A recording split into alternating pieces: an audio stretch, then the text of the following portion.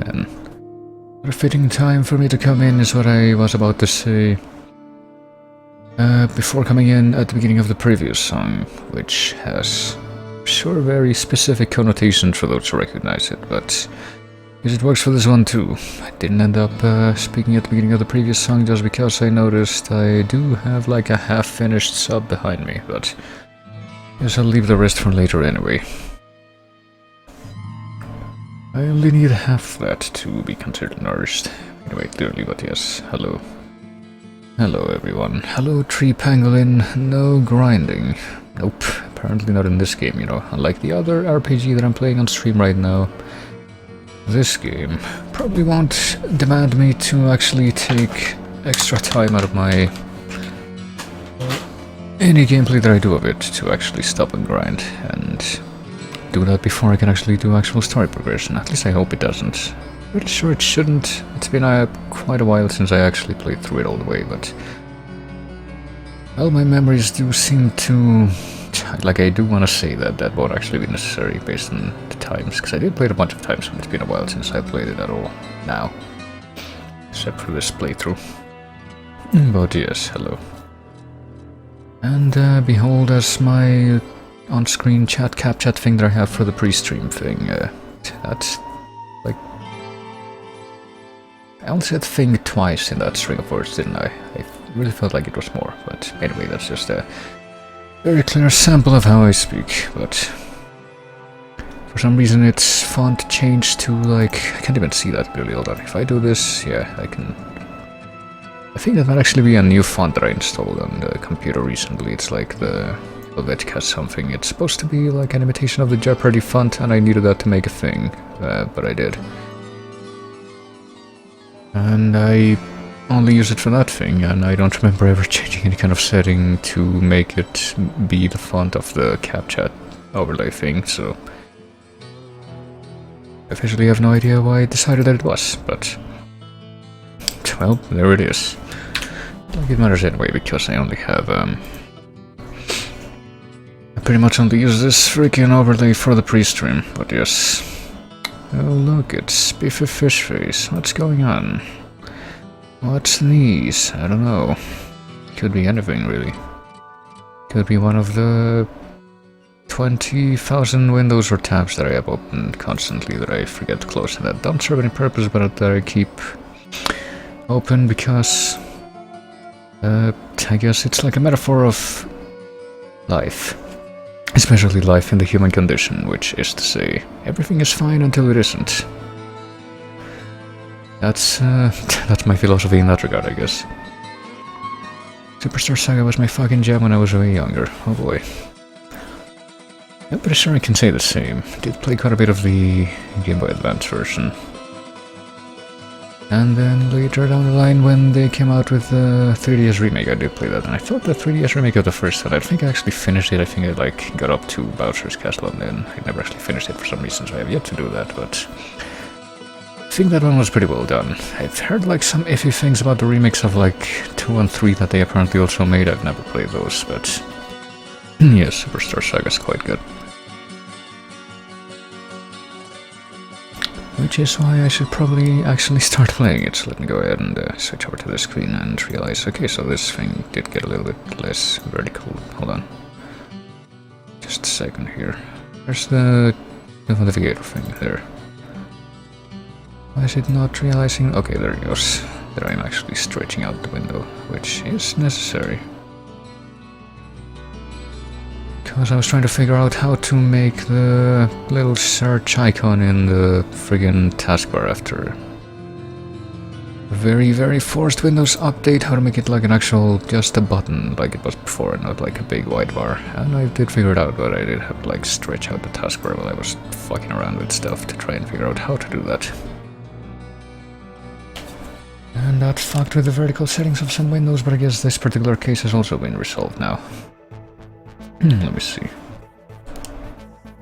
Let me just take a minute to prepare and set up my perfectly legitimate Game Boy Advance capture card that I've got going on here. That's the sound it makes, you see.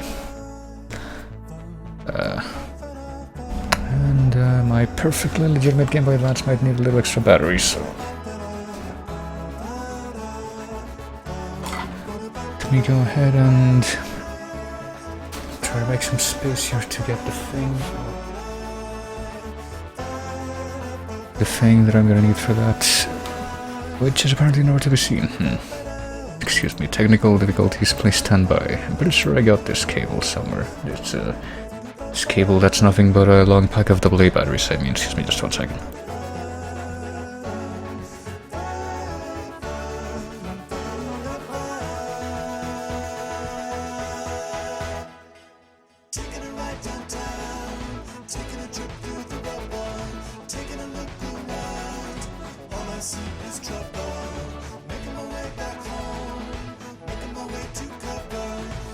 Alright, I found the batteries. We're good, guys.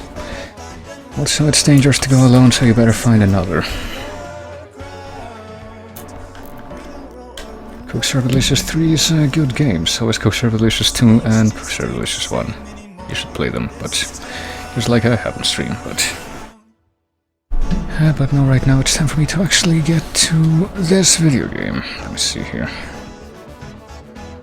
Just need to make a few adjustments, and any minute now, this thing should, which if I'm not mistaken, it should become visible just as I start the game. Let me see. Which is a continuation.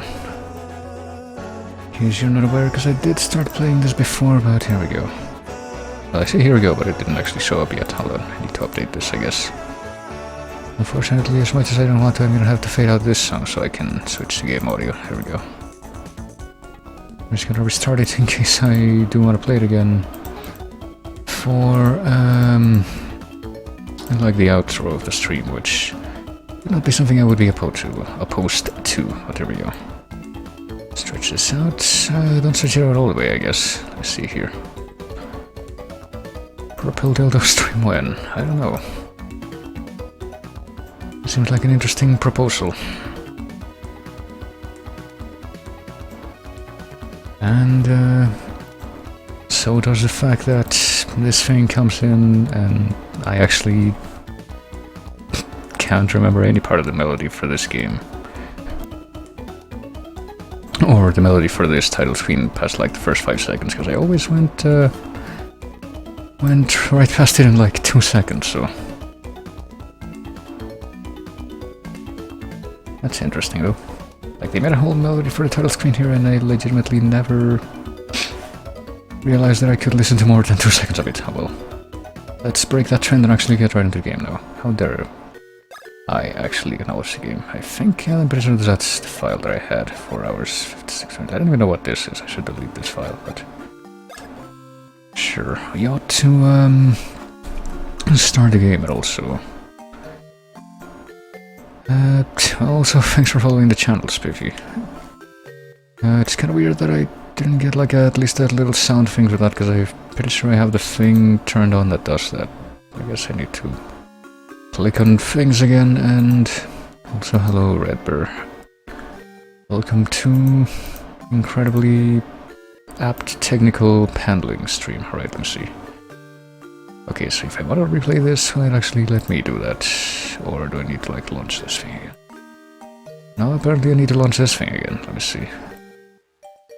Should probably help if I move this tab to a new tab. I'm gonna try that actually. Oh, I have 2 instances of this open, I just realized. Maybe that's the problem.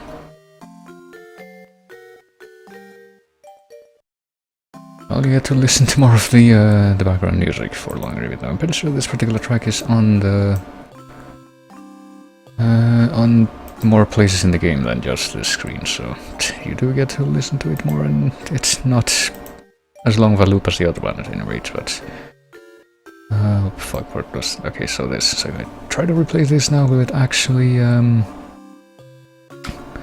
allow me to... Nice. Oh, there you go. It will allow me to replay that, and it will also allow me to replay this event. Holy shit, hold on.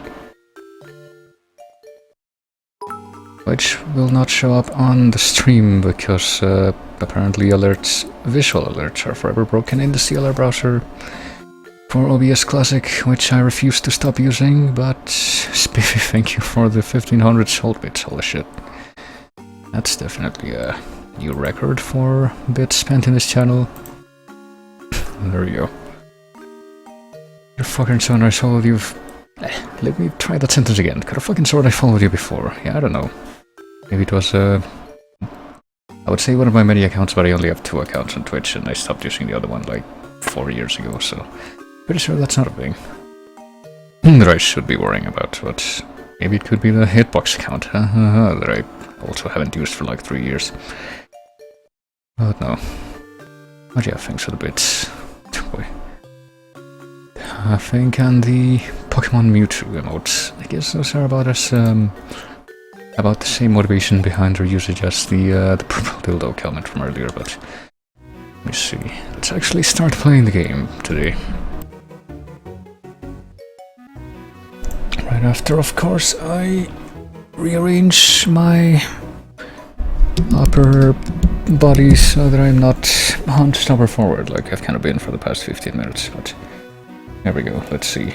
Previously on this game, what did we do? I think our current objective is to go to the university. That's what we were told.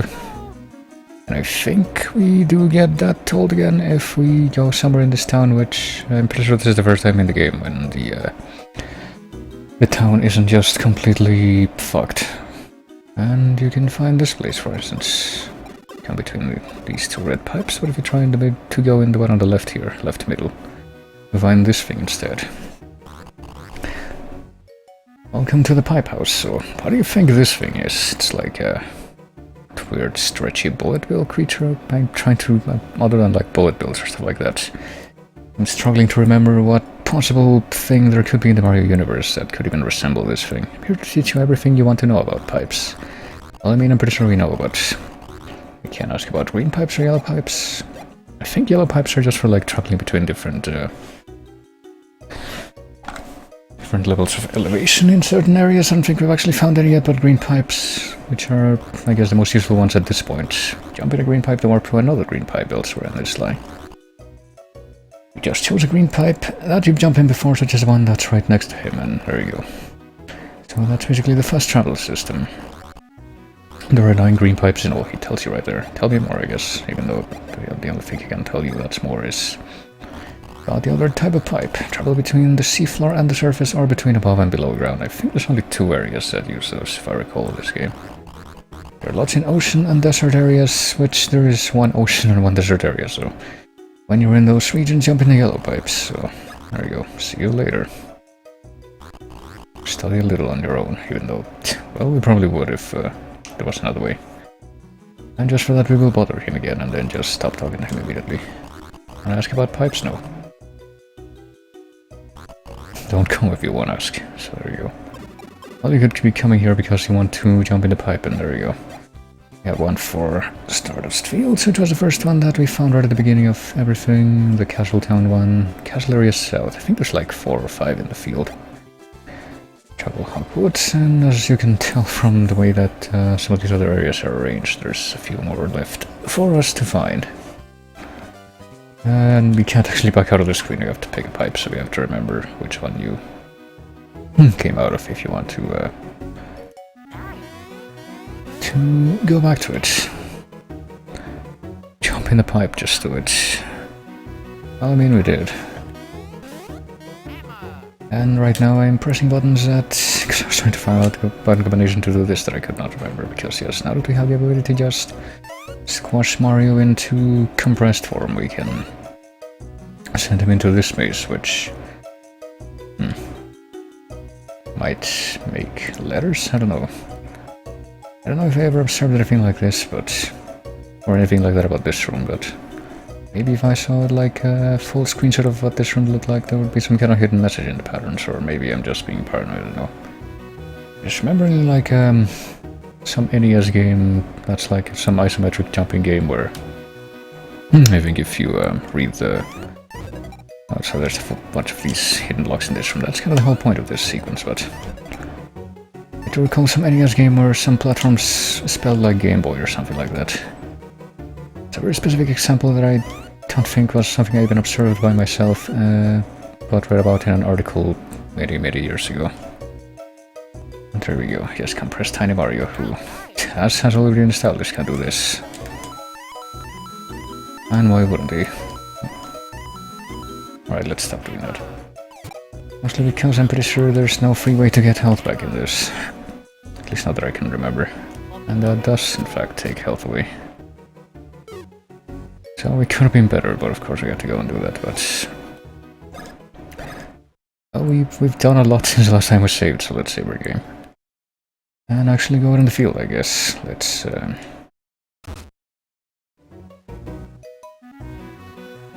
guess probably try to avoid, well, I don't know. Try to avoid the chocolate bean holes so I don't have to keep track of those all the time, or... Maybe I should actively do that, because the whole point of gathering those beans is to go in this place. Hold on, let's talk to the people out here. Maybe there's more we can do in town before we leave, actually, if I remember. Nothing beats a cup every morning when you wake up. Without it, I think I just hate this town. Boy.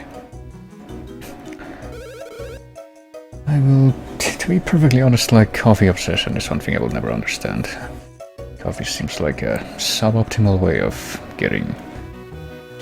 like a kick in the morning, when you consider that there's quite a few other options out there, but these people will do what they do.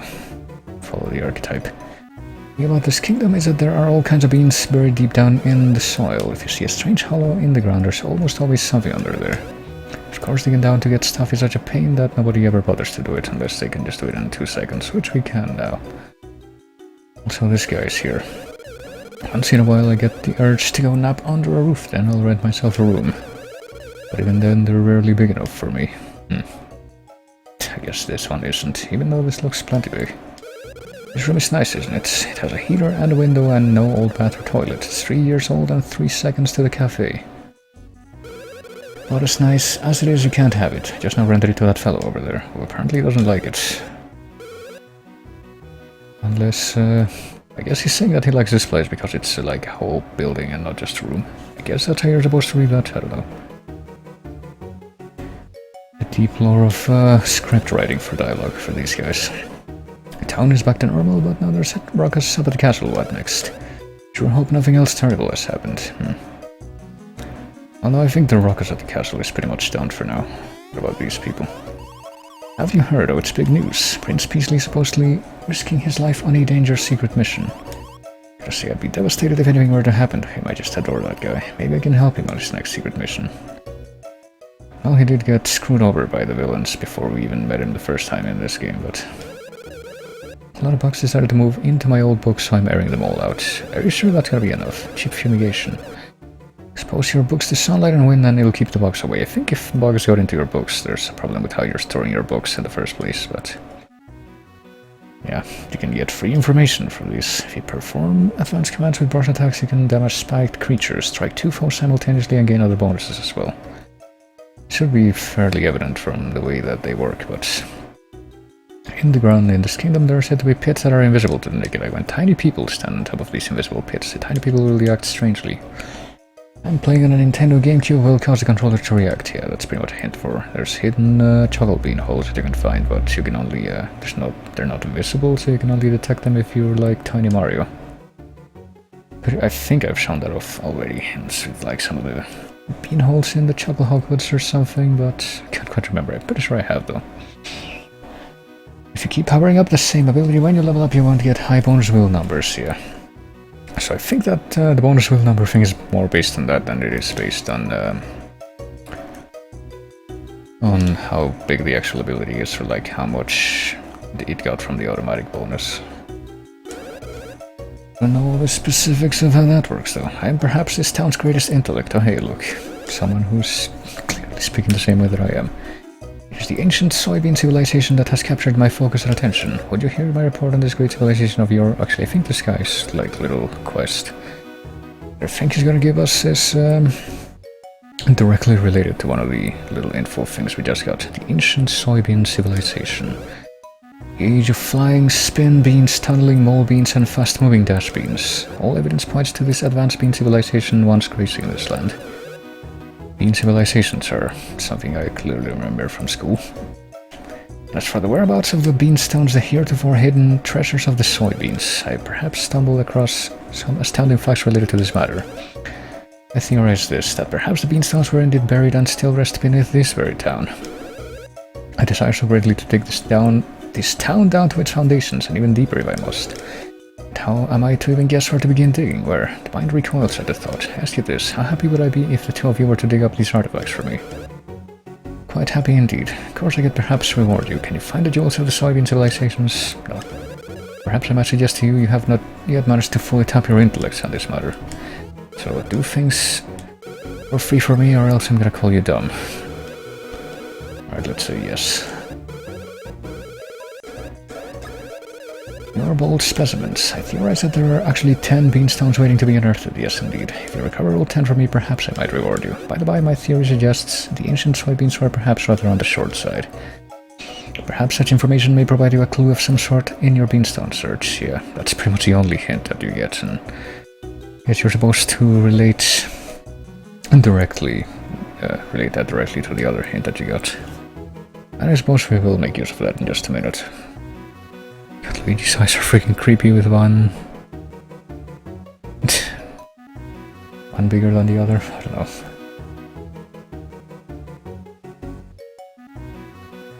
I don't know, maybe I'm looking too hard into this.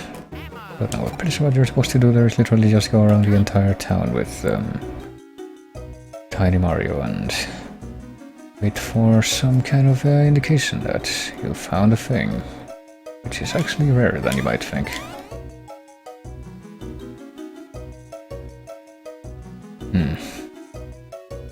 Or maybe you're not supposed to be able to find that yet, because I'm not getting any tells for that. I vaguely recall there, maybe there's something like that around this thing or around this thing, but maybe around this thing. Oh no, here we go, here's one. We get the little exclamation mark bubble, and I'm pretty sure that it gets even bigger than that when you're like right on the right spot, so there. So if you do that and then do this, there you go, you got a beanstone. I don't remember where all of these are, so we might be here a while. Boy. They're also creepy when they're the same size, they're like... Box, you, and then you. I gotta be honest, I don't really see how they're that much creepier than Mario's size. I don't know if Luigi's eyes betray some kind of demoniac intent. Here we go. But surely that wouldn't be entirely restricted to him if that were the case.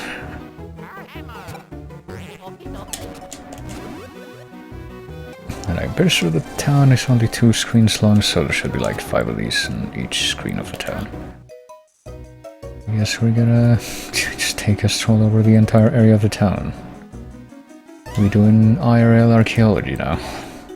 I'm pretty sure there's actually another quest we could be doing that's kind of like this one that we could be doing at the same time, but I guess we'll deal with that when we actually go to the other screen, which won't be very long from now, but... but still.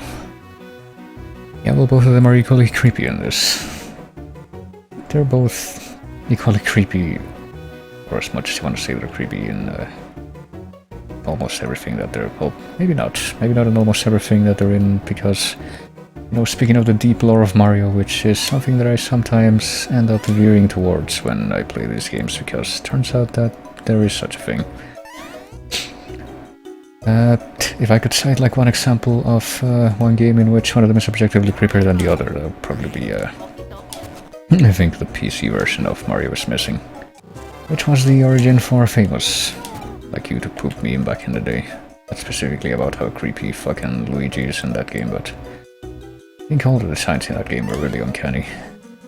We have only 3 of the beanstones, right? I think there's 2 left to find, I think, in this screen. But other than that, I don't know. Can't think of very many games, I don't think, where they're objectively that different. As far as their design. Or where, like, one of their designs stands out as being way worse than the other one. Wait, there's something here? No, I guess not. So if we find one more of these things on this screen, I'm pretty sure I will be satisfied. I don't know if they're all gonna be on the ground level either, which is a little problematic, but... well, I have all the faith. all the faith in them, I'm pretty sure we just finished exploring the entirety of the ground area for this screen, so maybe not. I'd imagine there's probably something here, like near the bottom right, because I feel like this is the only area that we haven't actually gotten any of those things from yet. Hold on a second. I'm pretty sure that you can get on the roof of these buildings as well, and indeed you can. Would there be one of these on the roof? That wouldn't really make any sense since they're supposed to be underground. I didn't see anything, so I'm guessing that's a no. I don't really see where else to look either, because I looked all over here. And I did find one, like, down here. If I can keep, like, a mental checklist of the precise locations of them. I'm pretty sure I can't, because I already forgot where the rest of these were. Probably something around here, but that's about it. Those words are the most specific way, or the most specific point where I can remember as to where one of the ones that I got was. There wouldn't be one on top of this building, would there? I don't even know if we can get on top of this one specifically. Like, if we get on top of this thing and then do like this, is that gonna be good enough for us to... No, apparently not. So I do wonder.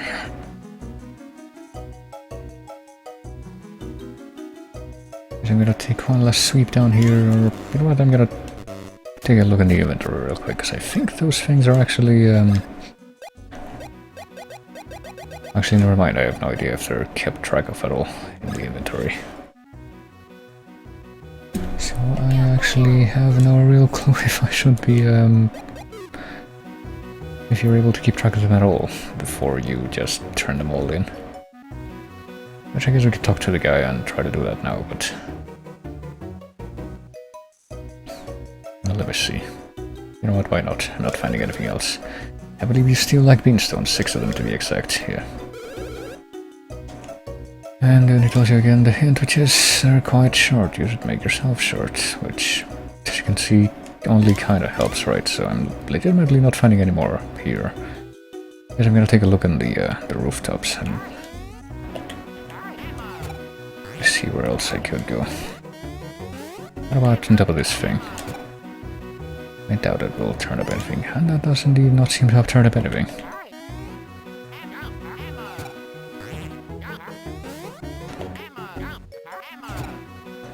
I'm pretty sure the other quest that I'm thinking of that you can get in the town to look for stuff is a little simpler than this, just because you can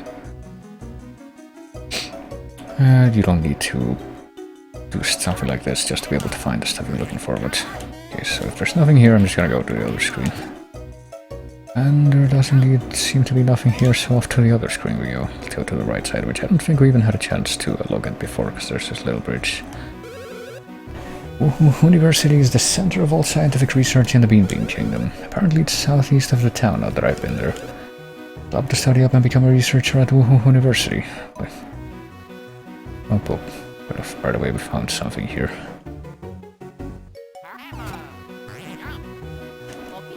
Oh, wrong thing. Ah, there we go. We found 4 beanstones on the left screen, and I don't know if that's the correct amount that you're supposed to find, or if you're supposed to find one more, which is what I'm suspecting right now.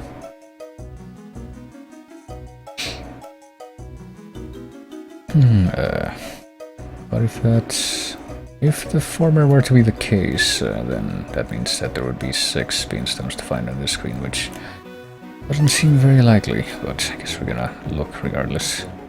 Oh, I didn't know there's something here.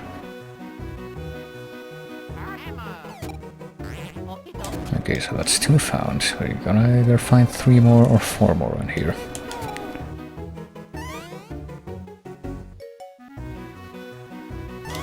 Guess we better look all over the place. As usual, there's nothing in these things. There's could be talking to the people too, but why do that?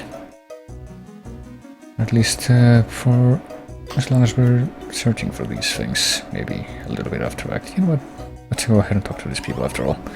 It's kind of a dumb question, but you know, when you jump on the other guy, what if just then, when the other guy was about to get, you know, jumped on? What if he moved out of the way at the last second? What would happen? Don't you ever wonder? Not that I need an answer. I wouldn't spend too much time thinking about it or anything. Well, I think we already showed off what happens there. that happens. I guess that piece of dialogue is supposed to be your hint. That's something you can do in the game. It's like a cheap way to get money, but it's really not worth it because it also takes your health away. Aren't you Mario and Luigi, the superstar brothers from the Mushroom Kingdom? You're even cooler in person, but Prince Peasley's way cooler than you, no offense. Oh, that's nice. Finding anything here, not finding anything there. Maybe I'm not covering enough ground with this.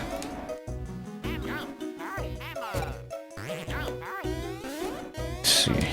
Well, let's talk to this guy first, I guess. The most important thing to do when traveling overseas is save. That's right, save. You say that saving is the best traveler's insurance around. Well, I guess it's life insurance, but in a very meta kind of sense. In that it's literal life insurance, not just symbolic. And there we go, found one more. This whole place, that was one spot that had it. Alright, let's see. Wonder if there's gonna be anything up on this ledge. I sure hope there will be. I don't know if any of this stuff is gonna be like hidden in the paths where the other people decide to cross. Because that would make it quite a bit more annoying to find, I think. But let's see. I think we're basically almost done. I don't know how many we're missing. I think we might be missing one from each screen, and I don't know where they could be. Maybe there's something here? No. I thought there was higher up that we needed to fall onto that to be able to scour it, but apparently I was incorrect in that front.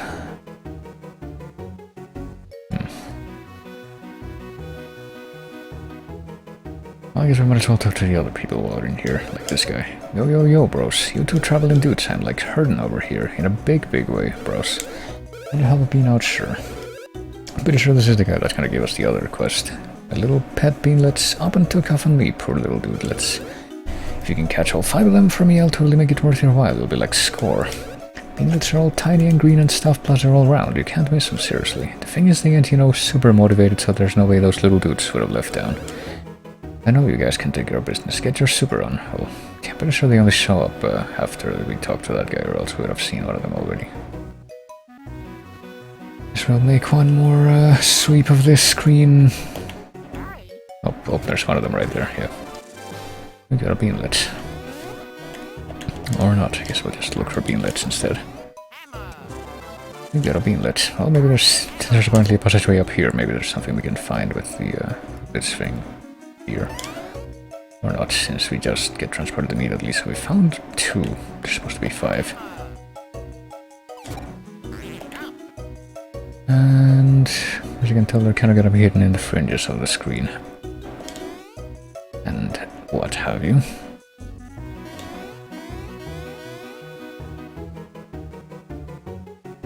And I guess it would make sense for there to be like 2 of them in one screen and 3 on the other, since they're not an even number, but guess I'm not finding any more of them in here. I can go talk to this guy now that I'm here. Well, they're not that hidden, I guess. Only one of them is kind of hidden. Still like beanstones, 2 of them to be exact, yeah. So we've collected 4 on each screen. I don't know where the others are gonna be. Let's see. No, 4 of them are just kind of in high places, but I'm pretty sure the 5th is just kind of hidden in the edge. Back here, if I'm not mistaken. Yep. So that was a lot faster than collecting the stones. Gonna go turn this in immediately, I guess. Let's see what we get out of that.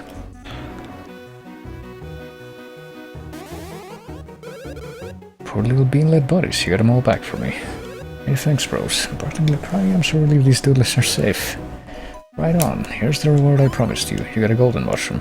Oh, there you go. That's actually part of my 100% thing for this game, I think, because I think there's only like 5 of those in the entire game. You telling me not to let my beanlets loose? Alright, gotcha. Thanks, bros, and good luck. Yeah, I guess the golden mushrooms in this game are like like recover 50 points items in Paper Mario. If you ever get homesick for the Mushroom Kingdom, you should visit Little Fungi Town. It's a town built by immigrants from the Mushroom Kingdom. It's to the north of here past Teehee Valley, which there's apparently a whole town of immigrants in this place. Which leads Only leads me to question how it was that we didn't hear anything about this kingdom in any previous Mario game. And apparently there's a whole history going on, but I'm pretty sure it became kind of integrated into them after this game. To some degree, like in Paper Mario 2, they do reference it. Not very explicitly, but still. On the island out to sea on the right edge of the map, there's a place where you can learn hand powers. Did you know that? I guess we're gonna pretend we didn't. Which that makes sense. There's no reason you should know. In fact, I've only heard rumors of it myself. What if I say we did know that? Then how about this? On the bottom right part of your map where all the rocks are. There's a place where the Jellyfish Sisters will teach any who use hand power an incredible new technique, so... Both of these things are... Well, the same response if you say no. What of these things are to do with the hand powers? Fine, you're no fun smart guy. Well, that would have been true in both cases at any rate. But yeah, that's something that I'm pretty sure we won't be messing with for at least a little longer, but I don't know where these two missing beatstones are. I guess I can look into the thing to figure out where they are real quick, because I don't really feel like spending a lot more time looking for those. Also, hello, Grim Linda. How's it going? It's going quite well. It's going pretty good today. Just getting some of this in. Trying to have a chill time, trying to figure out where the beanstones are. Hold on. And trying to keep track of all possible beans in the world, or maybe not.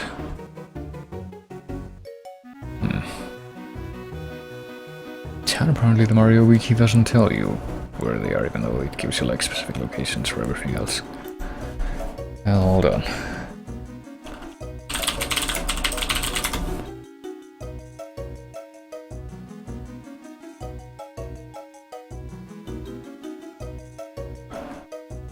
Let me see. What about this page? Here we go. Guess I'm gonna look at all of those places in the west side of town and then the east side of town. So I already got like 4 from each side, so I should only be missing 1 from each side now. Okay, there's supposed to be something here, and apparently this is the one I missed. Right, we found one. I don't know how we didn't find this before. And it's for the east side.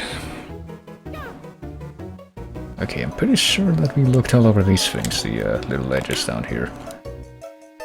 Specifically for this reason, but apparently we missed this somehow.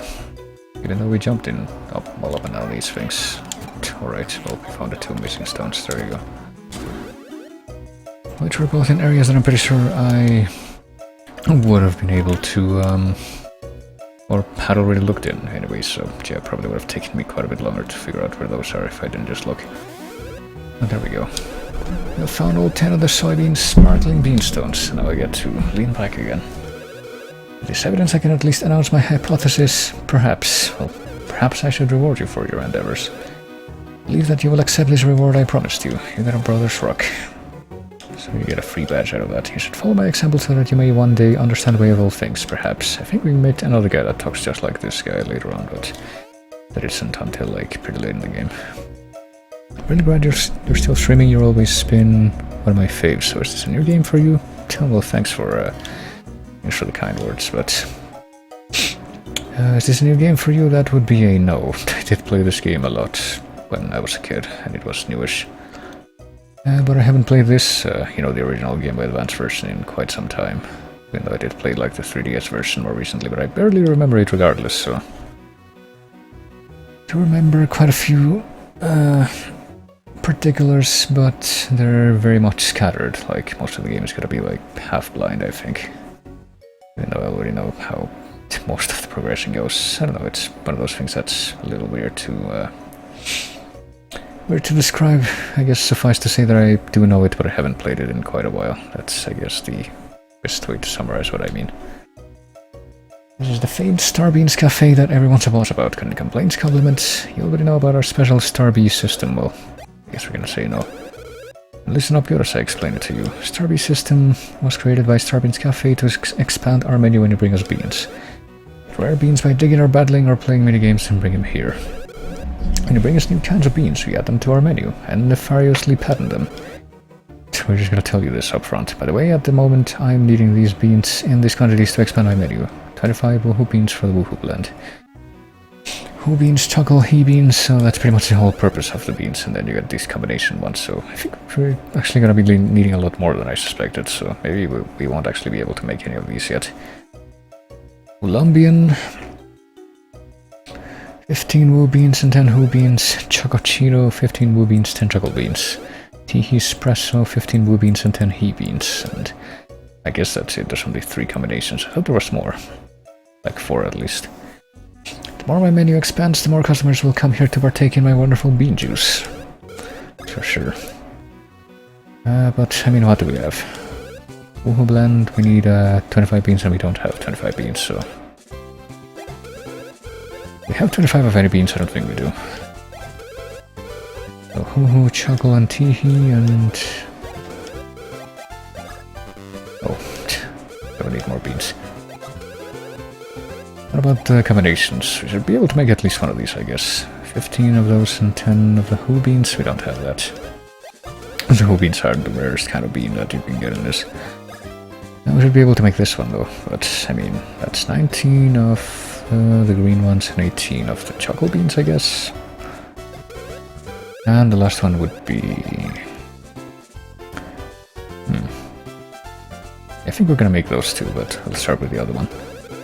Or at least attempt to make those two, since we can only really make one of them right this second. It's either that one or the other one. I guess we'll do this one. 15 of those and 10 of those. There.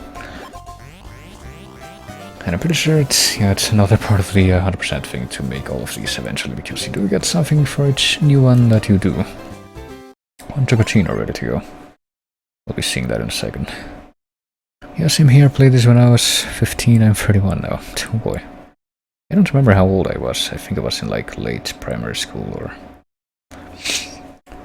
early middle school. Probably a combination of those two, but I must have been like 11 or 12, and now I'm 26, so... A power outage.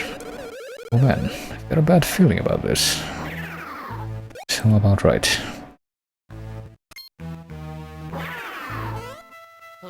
There we go. Nintendo continuity.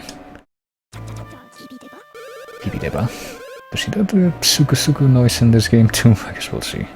Looks like the aroma for a new drink has thrown out all the ghosts in the place. I was wondering who it could be, if it isn't the beloved owner of our cafe, Professor Rigad.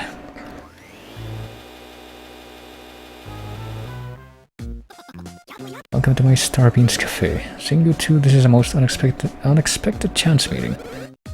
You guys know the owner? That blending machine is our owner's latest invention. And, you know, I think I'm gonna take a second, because just a couple of days ago I was like putting together a playlist of like remix music from one game to the other.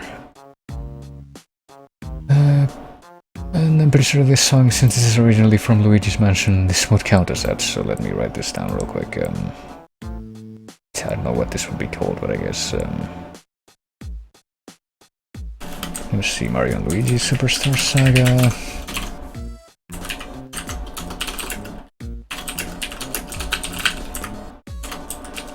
And track name, I don't know. Egat's Lab or something, or whatever it's called. I'm gonna have to double check that later, but... And I need to label it appropriately. It's a remix thing. And now I can make use of that later. But let's keep going with this. That blending machine is our owner's latest invention. I tried the drinks made by my latest invention, the wondrous Beanbean machine. Oh boy. Didn't Saga get a grip on that game first, in like the Genesis days? It did. It also crossed over with the US-made Sonic cartoon, but it was all a rebranding of like a Puyo Puyo game, I think. But yeah. I think it was a different doctor that invented the Beanbean machine, but there you go. Its stimulating flavor will put a spicy tingling in your cheeks. Quite a tingling indeed. So it seems the rich, aromatic fragrance of that drink. Sense that it's a drink that even I haven't partaken of. Have a drink. So you just have to give him a sip, I guess, but you do get to keep it, I'm pretty sure. delicately bitter flavor, but one that makes me crave more. This stuff gives me the energy to push my ghost research into a new dimension. Thanks for that sampling. Here's a little something that I invented in my spare time. Maybe it'll aid you. Read wallet. There you go, those are like little relics you can equip, and I think each one has a different effect. We'll continue to frequent my fine cafe. I'm always happy to have friends partake of the fine flavors produced by my Bean machine. There you go. Well, we can't keep going because we don't have enough beans to make any other blends, I'm pretty sure, but let me remind myself how to equip this. Is it like a badge? Oh, it has its own slot. There you go. Double the coins you get from monsters, so you do get like a separate slot specifically for the items that you get from that little side thing, but I guess we need like 15 green beans and also be able to count them here. Oh yeah, also what the actual purpose of the blends is that it gives you permanent stat boosts, so that's why they're kind of difficult to grind. But anyways, we'll give it to Mario since he's the one that's lacking in that department. So what do we got? Here we got... Oh, yes, there we go. You get like a separate thing for... Okay, you get key items, which I guess was the thing I should have been looking at earlier that I completely ignored. Okay, 4 woo beans, 7 woo beans, 8 chocolate beans, 17 he beans, which I'm pretty sure you might have noticed. I'm pretty sure the he beans are the easiest ones to grind, because you just get those from the mini games. I should go back and complete like all the levels in the mine mini game at some point at any rate, but I guess we're gonna try to grind woo beans for a little bit, which should just be a matter of exploring in the field here, because you get those from hold on a second, I don't really want to interrupt the game to update my tracking thing for all the chocolate bean holes in the game, but I don't want to keep track of them, so I guess I'll just add stream markers instead, so I can check them out later. And I'm pretty sure you just get the green woo beans from any of the normal enemies out here in the field, so just... Well, maybe not those things, I guess, because I didn't drop anything that time. I think this little sprout thing here is supposed to like mark a hidden bean hole too, yep. You get a little exclamation mark thing, and that's how you find a hidden bean hole.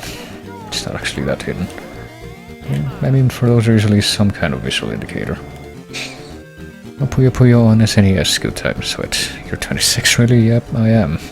I guess 26 and a half would be the closer figure at this point.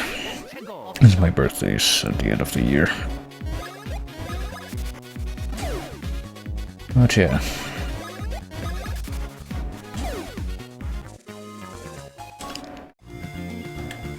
When I say Puyo Puyo on, I was really talking about, actually I don't even know if that's the correct reference, because I was talking about the puzzle game that got rebranded to be a Sonic thing when it was localized, but it wasn't originally. There we go, we got 2 woo beans that time, but when I talk about that game I don't mean to say that I actually played it back in the day. It was probably a few years before I was even born, but yeah. It's not to say that I don't know quite a bit about those games, but what should we upgrade here? I don't know. I guess speed, power, HP would be... Let's try HP, hopefully we don't get... Well, we kinda got screwed over, but at least it wasn't the one. Let's see. I guess we should upgrade something else for Mario. For the time being. Okay, I guess we're just gonna be exploring the field for a little while. Getting more of these beans, and can't break these things yet because we need a better hammer, but I think these high places also are sometimes indicators of hidden bean holes, but I guess not in this particular example. Oh, but there we go, that's how we get here.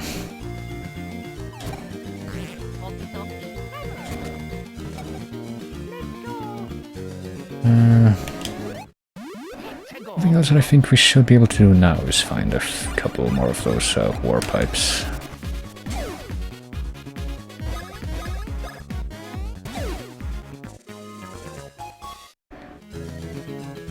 So it's just gonna be a matter of like exploring as much of the field as we can at this time, and then grinding, you know, to get drop beams off of these monsters, and then eventually we'll be able to make our way to the southeast, which is where we're supposed to be able to go for the plot. But I guess we should probably go and get the other cafe item that we can get before that happens.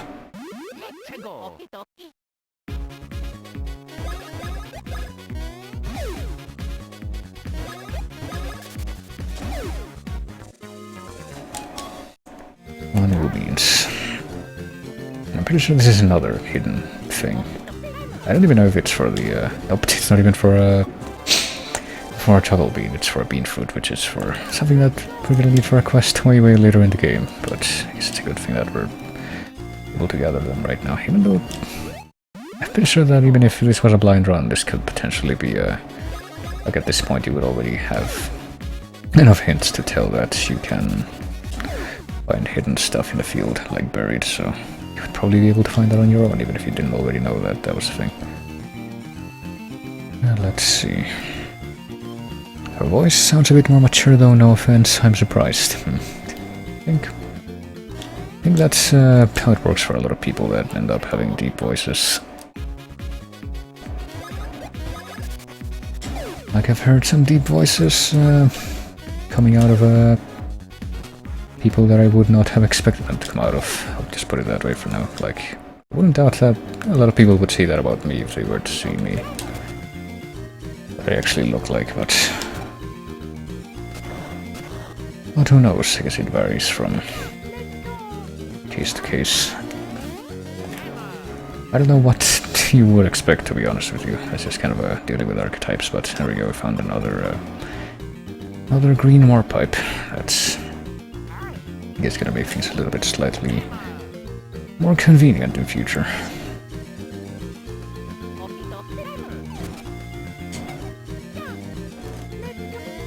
So that's one thing. I guess we're in the middle north area now. I can keep going east here, but not forgetting to grind all these enemies because we need more beans. I don't know how many more we need at this point. Probably a few more.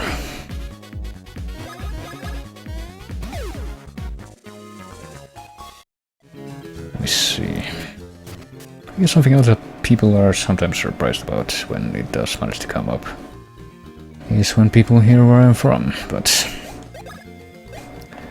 that's something that I guess is not necessarily as evident or as well, maybe it is, maybe both, maybe the way I speak, which is pretty much all you perceive of me when I do these streams, kind of gives people a preemptive idea both in that regard and I guess in how old I am. But I don't know, I guess that's yet another reason why I've tried to be like a little more honest, something open-minded about that when it comes to dealing with other people. But I do remember these enemies, these, I'm pretty sure I call Tanumbas, in kind of higher level, but maybe I was being facetious, maybe we'll be just fine dealing with them right now. So we're gonna see. Oh boy, or maybe I was completely right. Oh shit, I read that backwards, I guess it makes sense though. There we go. Thankfully I do remember their attack patterns here. Not that complicated, so I guess we can take these guys down for some fairly cheap experience at this point. Or something. Yeah. But the timing for the hammer counterattack on Luigi is always like more complicated, I think. Takes longer to lift it up. I guess this isn't necessarily going way out of your league kind of a enemy thing, but it's still, they're not complete pushovers like some of the other enemies in the field, and they also drop woo beans, so I guess we should be fighting them. No matter what you hit me with, you can't knock me down, I think. Your style game narration is really unique though, I really wish you had more viewers. I still remember your Silent Hill runs, it's how I met your stream good times. Yeah, well. I don't know if they're that unique though, like I try to do regular commentary. I feel like there's a lot more people that I've seen who are a lot wittier about being able to, I don't know, quip and what have you, but I think some something that sometimes helps, which I guess not necessarily is a big thing, like, because you mentioned that you like my Silent Hill runs from back when I play those games. Because the thing is, this is not a blind run, because I know quite a bit about this game, but when I played Silent Hill, those were blind runs. Oh, that's a heal thing, isn't it? Yeah, I remember that.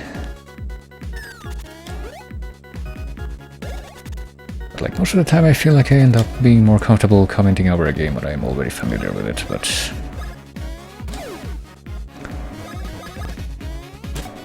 I don't know if that necessarily translates to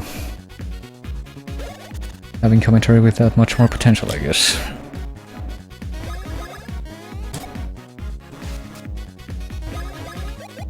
Oh shit, I was trying to attack the lower one, but I guess it was not to be this time. Also, I vaguely recall that if you don't kill these things when they're on the ground and you hit them with the first counter attack, you can like bounce or shell between the other enemies around the field, but yeah, like that. Or maybe it just bounces back. Oh, okay, so now apparently if it bounces off the screen, it doesn't like loop back like some of the other enemies do, like or what are they called, the pest nuts in the forest. They just come back walking, I guess. But I guess we're gonna kill more of these things, even though this is like the quote-unquote higher level enemy region of the field that we can access right now. But there's even higher level enemies on like the east side of the field, but we won't be going there for now. There we go.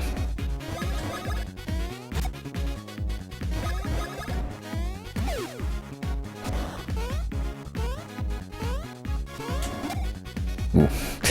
Thought that I had started that hammer lift too late, but I guess not.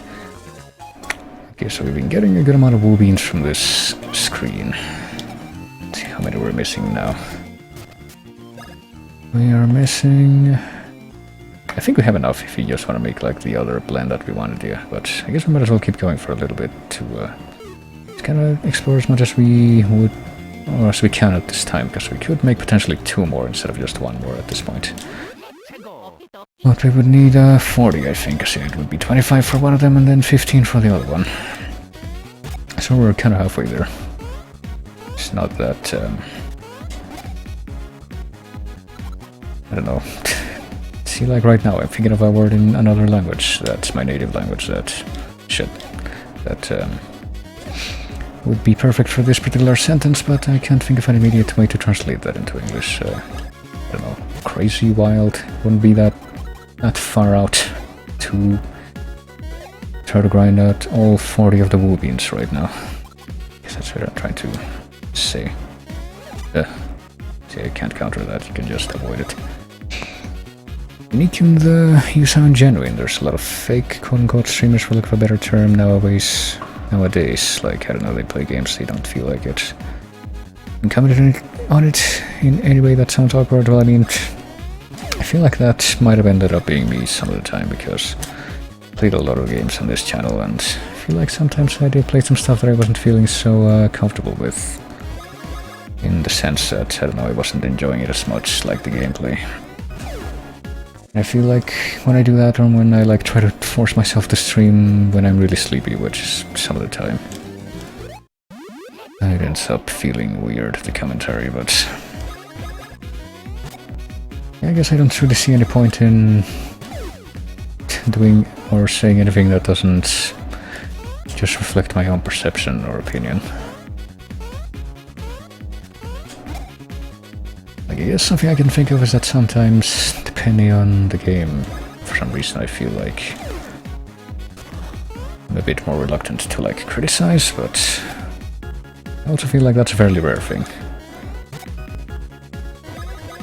Not really reluctant to criticize, and fuck, I'm pretty sure there's a better way to phrase what I mean there. It's like,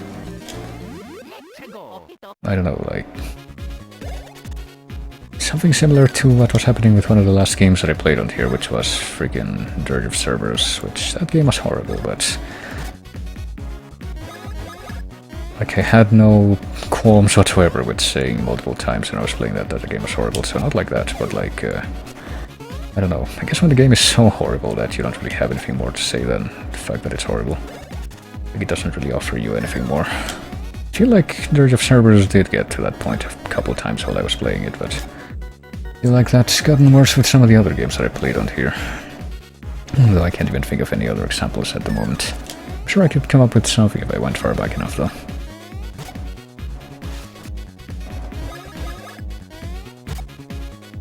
But I guess there's not much more I can say about my conscious perception of my own commentary other than I try. And I think I do think it turns out better. Hey, I guess we are grinding after all. I guess the stream title is a lie.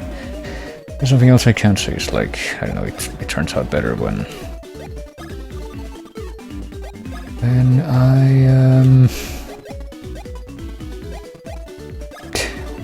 I don't know, when it's a good time for me, I guess.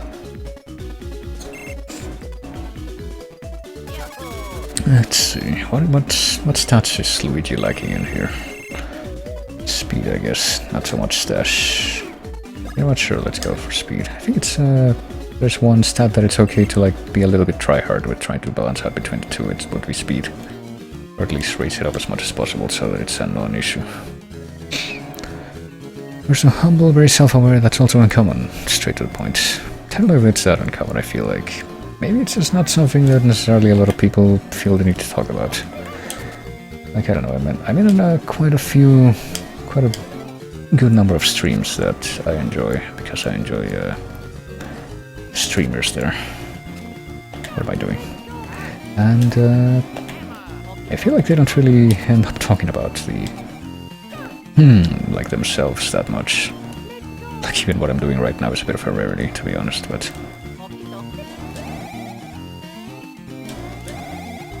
I mean, the manner in which they carry themselves is like enough for me to appreciate that. Yeah, they're not like conceited or anything. Oh hey, this thing. Yeah, we can't do anything with this right now, so this whole sequence was just fruitless at this moment. But yeah, I mean, that sort of self-awareness is definitely something that I appreciate. I feel like it's not that rare. It's just like you need to find the right people, but people that do have it are pretty cool people. This is me being humble. This was my TED Talk, thank you, but no. Well, that's definitely something that I tend to look for in streamers as well. I guess it's a better way to conclude that train of thought. Ooh. Almost messed that up.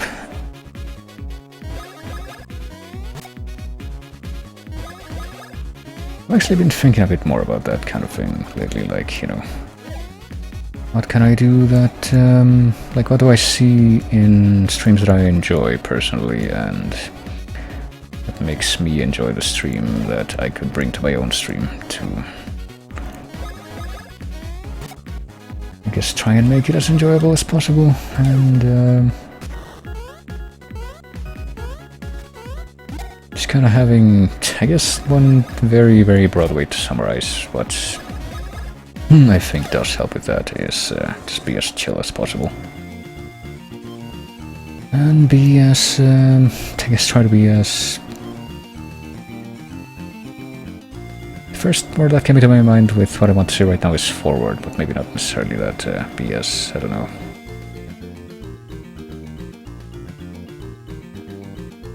Like, acknowledge your viewers as much as possible when you do have them and they want to interact with you, I guess, is one thing that's also pretty interesting, or important, not interesting in this case. Oh boy, I wasn't sure if we were going to be able to jump on top of this guy, but there we go. Fake lucky 2, lucky P. Those are things that do seem pretty cool, but... Ooh, oh shit. See, there you go. Press the two buttons at the same time, but Luigi didn't bring out his hammer in time, even though Mario did. Oh shit, why are you trying to target the other thing, but... Oh, wait, what? So they're not vulnerable...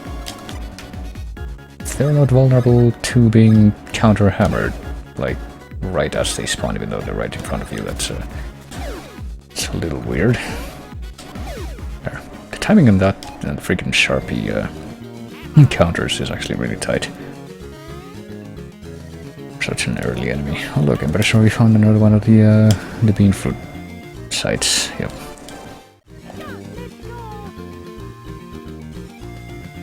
So how many beans do we have now? Well, whatever you do, please don't get rid of your yo-yo gif, for good old time's sake, yeah.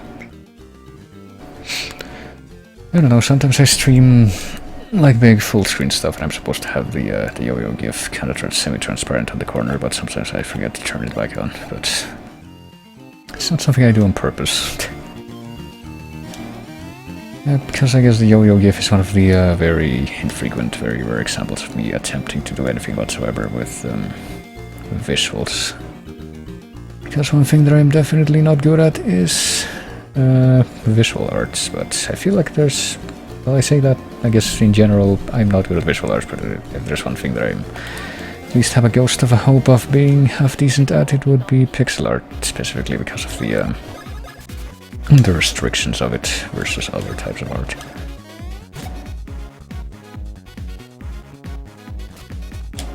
And how, you know, being aware of those restrictions is like the... and appreciating what can be done in spite of those restrictions is, I guess, gives you more of a chance for to do more with less, which is, I guess, part of the reason why I like it and I try to do it sometimes. I don't know, this is something else that I rarely ever talk about, so I don't really have a good way to articulate it on the mind. But yeah. Like, I guess in my channel you can see that on the stream. That's one thing I've done. I've also done, I guess the emotes that I have are like pixel adaptations of other things that I've seen, characters that I like. And we're on the east side of the town, so we could keep going south and eventually find the plot objective, but...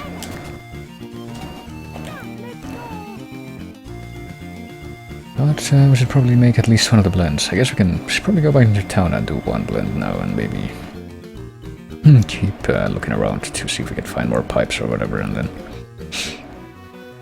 and maybe we'll have enough to complete the other blend.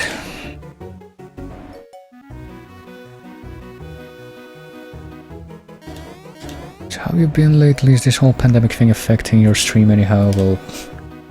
I mean, not the stream really, it hasn't... I feel like it hasn't hit me nearly as hard as it has affected other people. For a few reasons. But, oh shit, hold on. I'm trying to tilt my freaking microphone arm, but apparently it's... I'm just pulling it out of the little tether thing completely. There. That's bad, but yeah. But no, what I guess the main reason that it hasn't really hit me as hard as other people is that I pretty much do everything from home right now, because I do like freelance stuff with manuscripts as work, but I guess we're gonna do this one first, since this one takes more beans. I do freelance stuff, and there's also like one thing I still have pending to actually graduate, but I mean, I've been doing that from home as well as just working on my thesis, and haven't really been able to update that, or would be able to update that in person with anyone, just because of the whole situation, and the fact that my faculty at the university was actually occupied by protesters for a while, but I think they're gone now at least. So with any luck I should be able to graduate later this year, but we'll see what happens. But yeah, it hasn't really changed all that much in my case. I guess I'm kind of fortunate in that regard. But we get a new blend. Yes, added this new drink to our menu. What great timing on your part. It's not timing that brought me here, no siree. The scent of that new drink drew me in. From over the hills and across the sea I came walking. Oh, that's some nose you've got. Why don't I have a quick sampling of this new drink?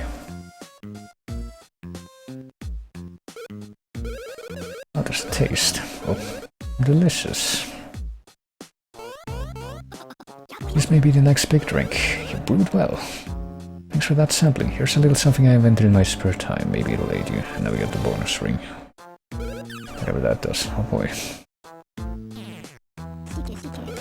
All of a sudden I have a bad tummy ache. Perhaps this drink I just drank is the cause of this ache. Further proof that every rose has its thorn. Maybe you just drank too much. Well, I mean, you did just take a sip, right? We're at the restroom, where you never built any toilets in this place. I don't think I can even think of any other toilets that exist in this game, other than the ocean, but My Poltergeist 3000. Are you planning on being the janitor around here? Well, I never understood what the point of that scene was, honestly, but... We've been getting chuckle beans, but I don't think that means that we can... Oh yeah, what does the other thing do? Not lose HP in battle for an XP bonus. Sure, that might be what I do. Doesn't look like there's any drawbacks to it anyway. But let's look at our beans. We got 16 chuckle beans now, so we could make technically 2 more mixes. Yeah, maybe not. We'll, I guess look around. I guess we'll take the west exit and like go the other way. Go to the south this time and see what we find. Probably save too. Hold on, I should probably save before I leave. In case something stupid happens, like... When I was starting to play this game, I apparently hit some kind of weird button combination that made me just reset the entire system, so... I still don't know how that happened, and it has not happened since, so I guess I'm gonna be paranoid and save a bit more often now. I'm sure something else we can do right now if you wanted, just if we go to the right here. One thing we could do is talk to this guy and we can like retake our photo for the passport, but I'm pretty sure he charges us money to do that, so I think I'll be doing that right now. Ooh, hold on. Is there anything here? This sort of end of the walkway seems like the kind of thing that would have something secret, but I guess not. It's just there to let you know that yes, there is in fact an end to the screen that you can look at, and I guess specifically to confirm that there is nothing there. There we go. Do you mind me being this chatty? I tend to comment quite a bit. No, not at all, really. I mean, most of the time I don't get, like with some of the games I play and some of the times that I stream, I don't get any people in the chat, so you're very much welcome to talk as much as you want. I do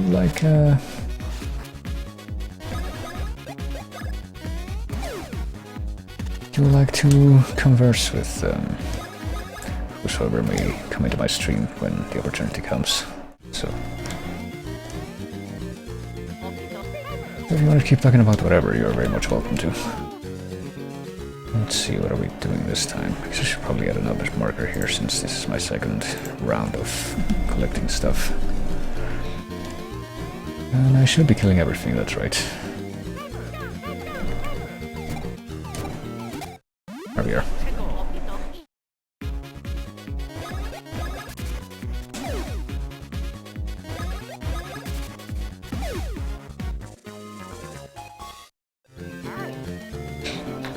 I don't even know if we're gonna get any beans out of those guys, but I'm pretty sure the power beanies at least should give us something. Ooh.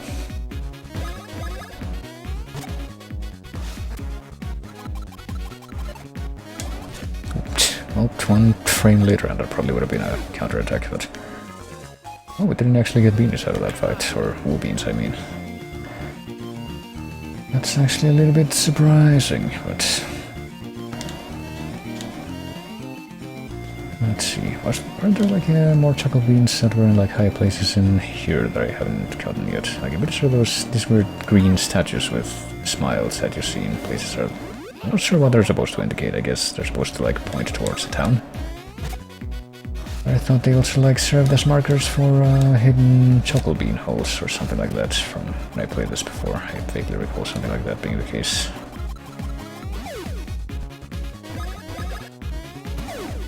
There we go. This game almost feels like Zelda in a way, scrolling through the maps. I mean, kind of. I mean, that's something that you see in a lot of JRPGs, I think. Not necessarily a Zelda-like thing, but I mean, Nintendo and Game Boy Advance, and also probably because there's supposed to be a bean fruit somewhere around here. Hold on. There we go. It's like very precise, very picky with that location, but... I mean, it might have also something to do with the fact that I, with my current chat display, I have a Fontificator, which has like presets from various games that you can pick for it, and the one that I have right now is actually Zelda Minish Cap, if I'm not mistaken. Maybe that's why you've got that in the mind. That's a Zelda game on Game Boy Advance, I guess. I can't remember if there was more that was like proprietary Game Boy Advance, because I'm pretty sure the GBA had a like a short series of Nintendo stuff that was like NES classics or something. Like Castlevania was under, Mario 1 was under, I think I had that one. And I'm fairly sure Zelda 1 was under too, it would make a lot of sense for it to be. And like Excite Bike, I don't know, a bunch of stuff from NES.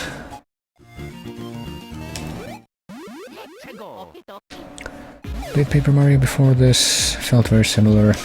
Oh, what do you know, actually playing this game as part of a little trilogy, I guess, that I set up, which is Mario RPGs, because as you could say, the first Mario RPG was the one, the one called Super Mario RPG, that kind of originated a lot of the tropes and a lot of the design that you see in later Mario RPGs like this one.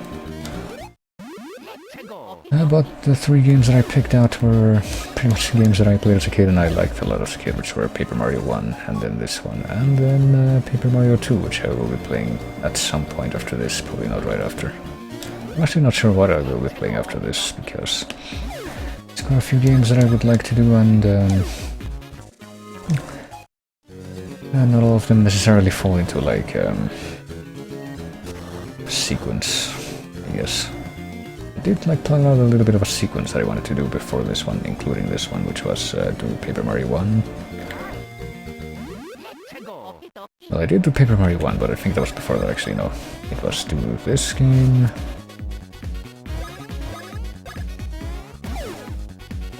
Like do Dirge of Cerberus, no, it was do Dirge of Cerberus, which I did before this, and then do this game, and then do another FF7 spin-off, which was Crisis Core. And then do Paper Mario Thousand Year Door, but I think I'm pretty much gonna break up that sequence so that those are a little bit further spaced, because I don't think I want to do like either Crisis Core or Thousand Year Door right after this game. We'll do those at some point, probably not in the very far off future, but probably will be playing something else, like, I don't know. Something that I've had my eye on is like the third Shantae game, because I do have all of those games that are out right now, and apparently the 5th one's coming out soon, but I've only played the 1st and 2nd ones, both on stream. Well, maybe I will want to do Shantae 3 after this, or something else, who knows. Probably something of a slightly different persuasion, at any rate. Minish Cap's animation was superb, phenomenal. It's also been a while since I played Minish Cap, to be honest. It's like one of those games that I only played once. I remember the music in it being really good, and a lot of I don't know, a lot of kind of archetypical Zelda game aspects being really good in that game in particular, but just we're gonna level up the power this time. Go to power 50. But Minish Cap is one of those games that I've only played once, even though I probably should go back to it sometime. I think, if I recall, it also has like a friggin' 60-hour or however many hours. What do you call it? So which of these shall I upgrade? I guess go for this one. Is the BP counter or something that I've been neglecting, but it has a figurine collection quest like in Wind Waker, but that one's like completely random. Or at least more random than, well, I mean, the Wind Waker one isn't random, but you just have to like take the pictures, and so it takes forever to take a picture of everything, but at least you have that sort of assurance that, yes, I'm going for this specific figurine right now, but if I recall, the way that works in Minish Cap, it's just like a gacha game where you need to, you can go for a random roll, and then you can kind of give yourself a better chance by paying more money, but it gets ridiculous if you want to get like all of them. That's one thing that I remember about the game, but it is a very good game. I should replay it sometime. Maybe I should play it on stream sometime, who knows. Oh, there's something here.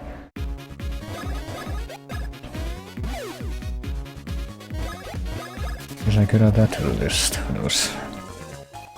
I typically have like some Zelda games that I started playing on stream and I never actually finished, because I just kind of fell off, like friggin' the DS ones. Phantom Hourglass was one. I guess I would be willing to go back to those at some point, but like not as much as some of the other games that I could, oh shit, do. And I get the feeling that the enemies on this screen in particular might be a little higher level like the bombs, because I don't think most people would bother to come all the way out here on like their first time they're able to in this game. You can try to fight these guys, and already they managed to get up here to hit on me, because these guys are just like... Ooh. I thought they were gonna go straight for Luigi, that would make sense. Well, that one is... Oh, and he's almost dead. I should probably do something about that.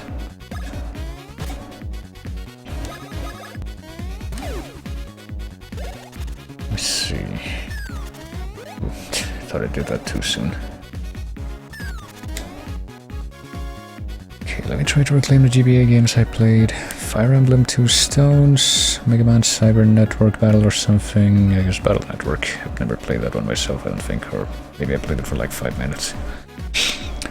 Yu-Gi-Oh! Whatever it was, all the Oracles, though, that was a Game Boy Color game. Advance Wars, very interesting. I had a thing for strategy games.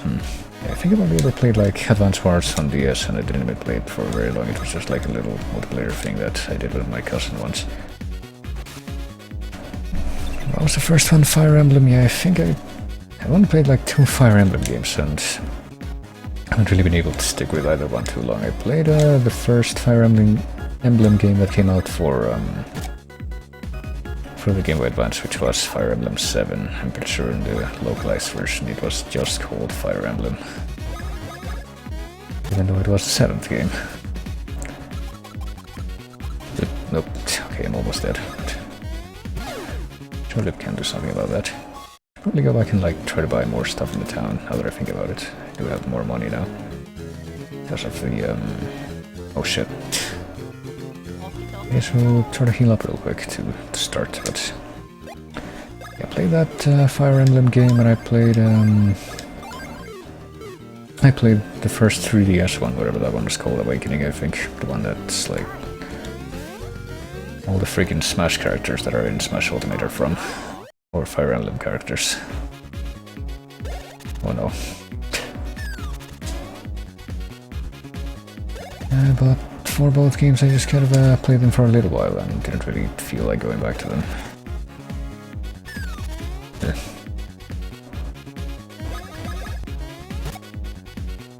I feel like Battle Network is... Mega Man Battle Network is a series I've always wanted to kind of try out. I've heard a lot of good things about the Game Boy Advance games, and also I'm pretty sure they had a kind of spin-off on the GameCube that I wanted to try out sometime. Network Transmission, I believe it was called. Which is something that I'm pretty sure I only clarified for myself recently, because for the longest time I just called it like the GameCube Battle Network game.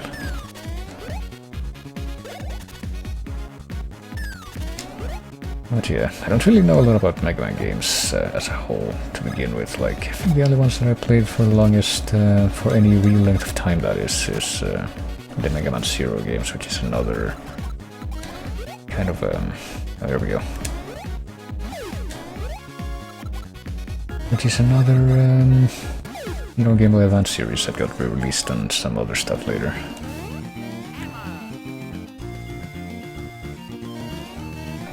And, like, even then, I'm pretty sure I only managed to actually beat the first one, and I kind of very briefly checked out some of the other ones later on, but never actually did much with them. Oh boy, don't remember how the bombs work in this. I think you have to, like, disable them if they're, like that, or else they blow up in your face.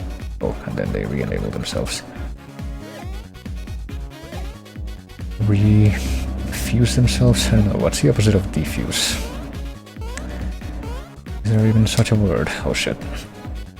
I guess we're gonna focus on the bombs, because I'm pretty sure they're gonna be, they have the highest damage potential right now, if I had to guess. Oh, that one's not dead. We need to raise Luigi's damage more to try to balance that out.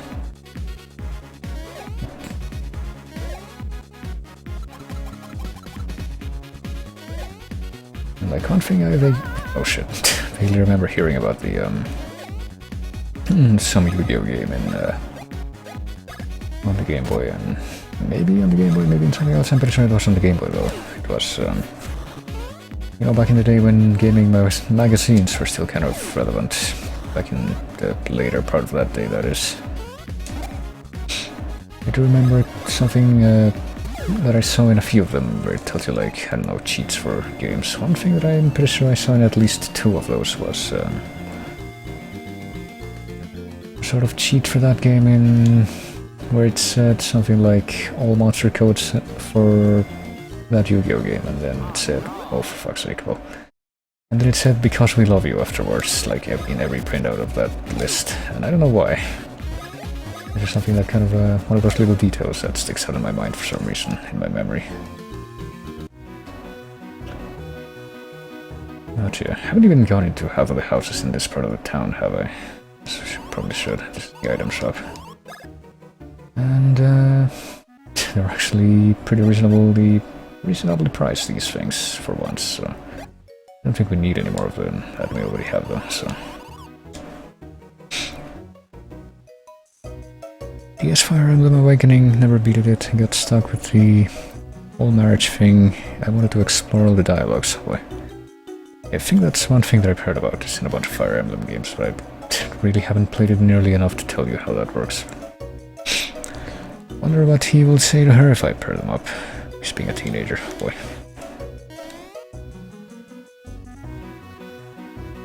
I mean, to be honest, I think the only game that I played that's like that, where I wanted to like see all possible interactions, was freaking Danganronpa.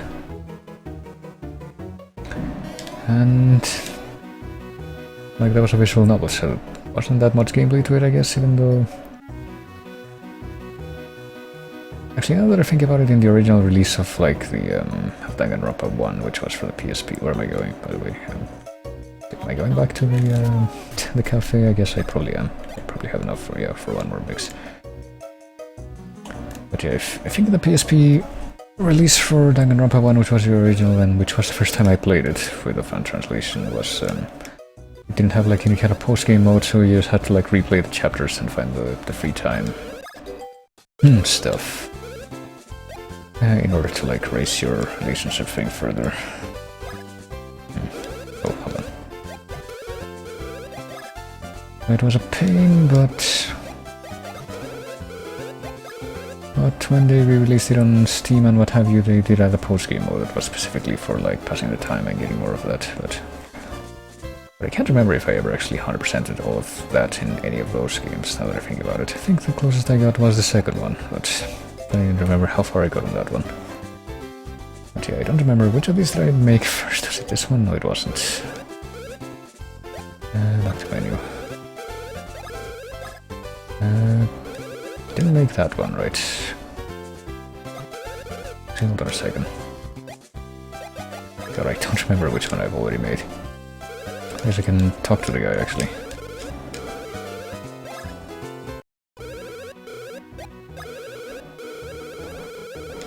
I think he tells you, yeah.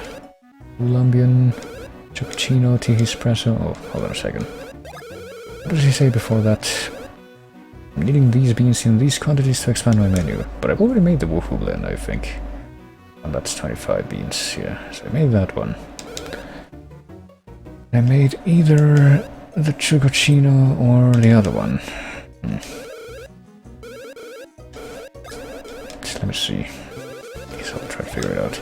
Because if I try for this one, it says 17. I think this is the one I haven't made, actually. Hold on.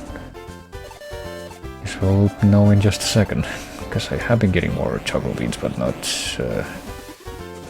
more of the yellow ones, so it would make sense for this one to be the one that I haven't made. Even though the number for both of them looks the same. There we go. Once again, I've come from afar because of the scent of a new kind of bean juice. What's with that weird vacuum? Well, there's a highly improved model of the Poltergust 3000. It's the Super Poltergust 3001, which I'm sure this never got referenced in like either of the Luigi's Mansion sequels, even though those both came out after this. If you just got to know the improvements I've made. It can now be ridden like this, and it's incredibly speedy.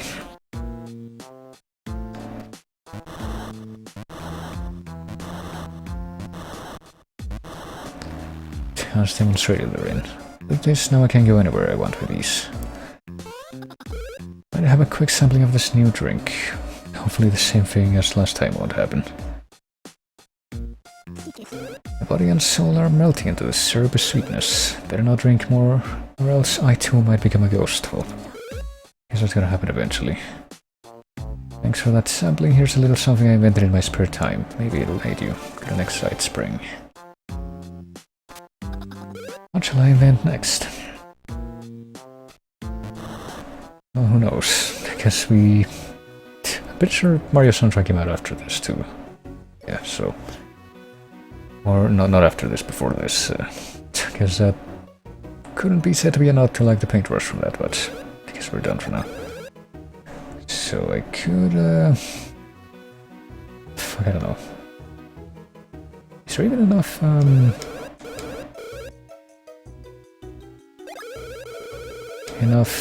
do I even have enough beans that I could potentially make another blend, I guess, with the chocolate beans? Because I've already made the woohoo blend. This is one that I haven't made, but I would need more woo beans, so I'm gonna need 15 woo beans in there. But I've made both this one and this one, so right now I would only need enough he beans to make the he blend, I guess, and then I will need them for anything more, except for just making more of that if I wanted to, but... Let's see, what new thing did I get out of that? I got the Excite Spring, which... Hold the button to float on defense, I don't think I want that. It sounds kind of awkward. But a good thing that we got that after we got the rest of that stuff. But yeah, there we go, I guess. I guess we're now actually gonna be... Oh yeah, I also got like an extra badge from one of the quests, and I completely forgot to check if that's better than what I have right now. The Bros Rock. Usually boosts power and Bros points, well... Can either go to 43 or 70 or 48 and 63. I guess we're gonna go for this one. If anything, any of it we can give Mario is any different, I guess not. There we go. Isn't it a good thing that I remember that I had that? But to bring it way back, I used to go to an art class when I was 13. In that class there were DBC magazine, Nintendo Power magazines around, man.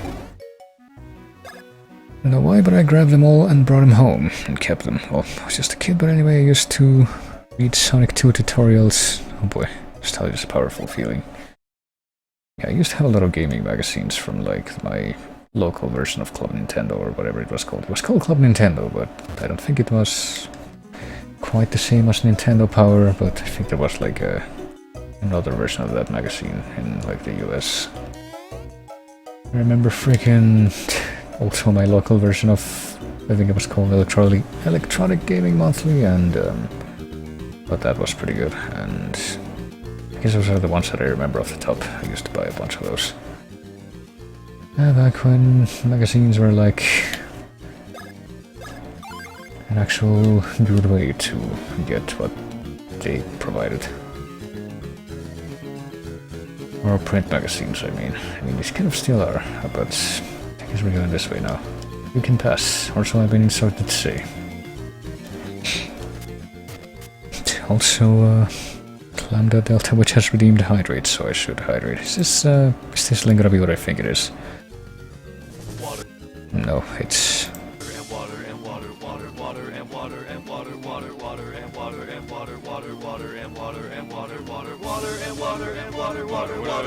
I thought there was gonna be a certain other video that was the there was a bit of a tie-in to the mic streams, but this works too. And we're talking about water and water and water, which is what it says on the sign on the visual for this video, but I've actually got tea with like iced tea with actual ice cubes in it, so that's what I'm gonna be drinking instead.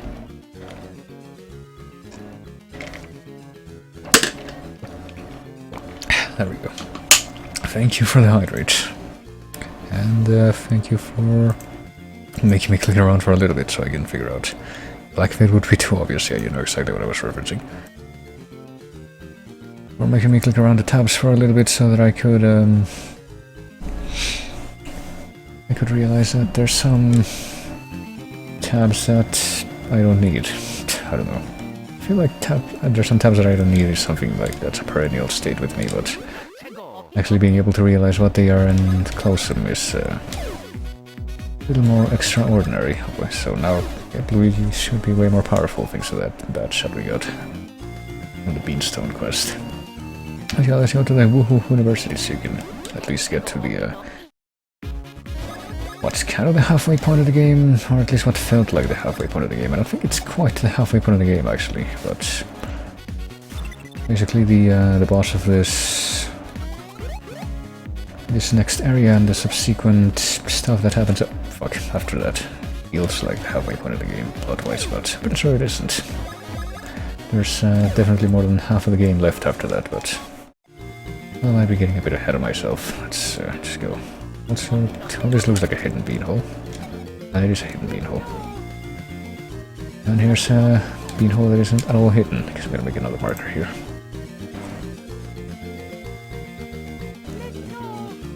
Let's see. Not to look at anything else in here.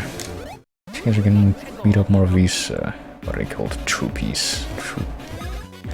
Troupies, which, if I were to read it in much of it was a script for another language, I could pronounce as Troupea, or Tropea even. I'm pretty sure that when I was a kid and I read this, that word for the first time when I was playing this, I wanted to pronounce it as Troupea or something, which would make some kind of sense, but I don't know. It's like, I guess, Italian English people pronounce, or English-speaking people pronounce it IKEA, right? Why not Ikea? Clearly there's some kind of logic. Other than just pretending it's another language behind that.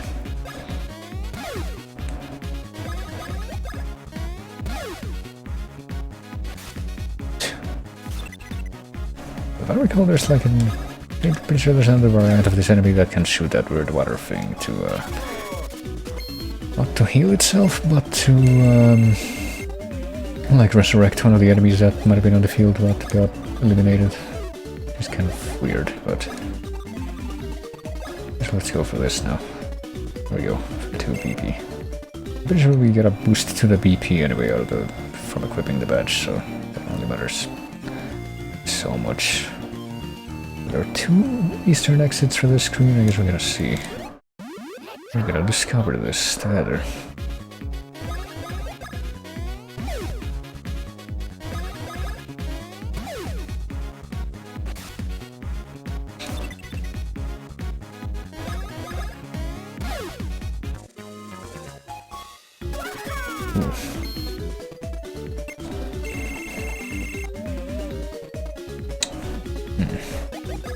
Oh, no.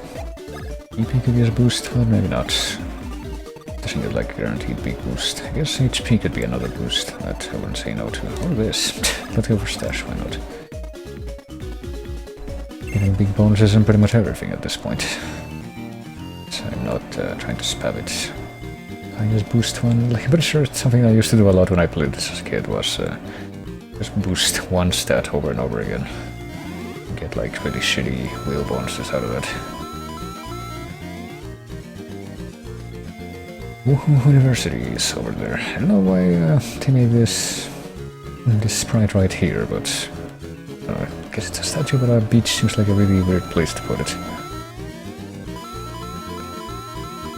Oh, there we go. Who does that statue represent? Such is the deep lore of Mario, and questions I guess the same as this guy, but these are questions that will be raised by the presence of these things in the game, but that will never be answered. Much like so many other things about this world and these worlds. I often wonder what I would do if I could be 8 years old again with the mind I have today. Do definitely not mind bullies I do left. Oh boy. I don't know if I would want to be 8 years old again in any context, honestly. I think that one of the best things that ever happened to me is to not have to go to, like, school anymore. It's even in, one says, like, you know, school is just like a very, very muted, very, subdued version of what you're actually going to be expecting in the real world, but I mean, from what I've experienced of the real world so far, to be perfectly honest, I feel like it doesn't have nearly the same amount of pressure that it's going to put on you in certain aspects. Clyde and her crew snuck into the university. They transformed all of the university's professors into monsters. Surely this is not an ominous thing. But oh, here we go. Maybe you can just warp into a sort of sniff-it enemy with a... oh, he's got a lab coat, that's about it. Yeah, if I do recall, the trick to dodging these guys' attacks is if they're right up in your face, you don't need to move, but if they're like slightly at a distance from you, then at a distance from you, you have to jump over the little rings that they shoot.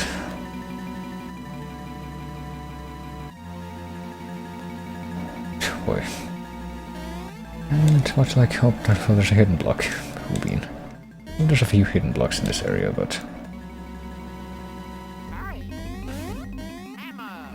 guess I'm pretty sure those aren't nearly as common as like the hidden bean holes that you can find here and there. And the whole aesthetic of this place is gonna raise way more questions about how it works. Like, are these supposed to be glass tubes? And if that's the case, why can't you see yourself behind them? And let's see. I can look at the map of this place, even though I don't think the maps in this game is something that I honestly used that much when I was playing it at any previous time. Yes, I should, though.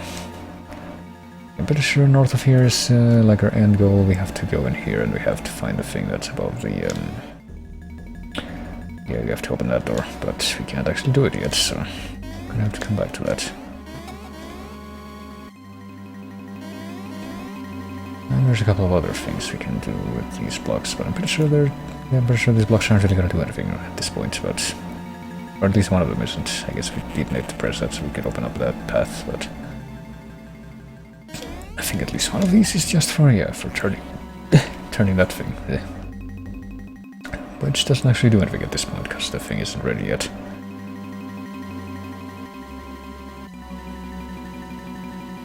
Let's see. Is an exit? Is this an exit? Can we actually go to the east from here? I guess not from here.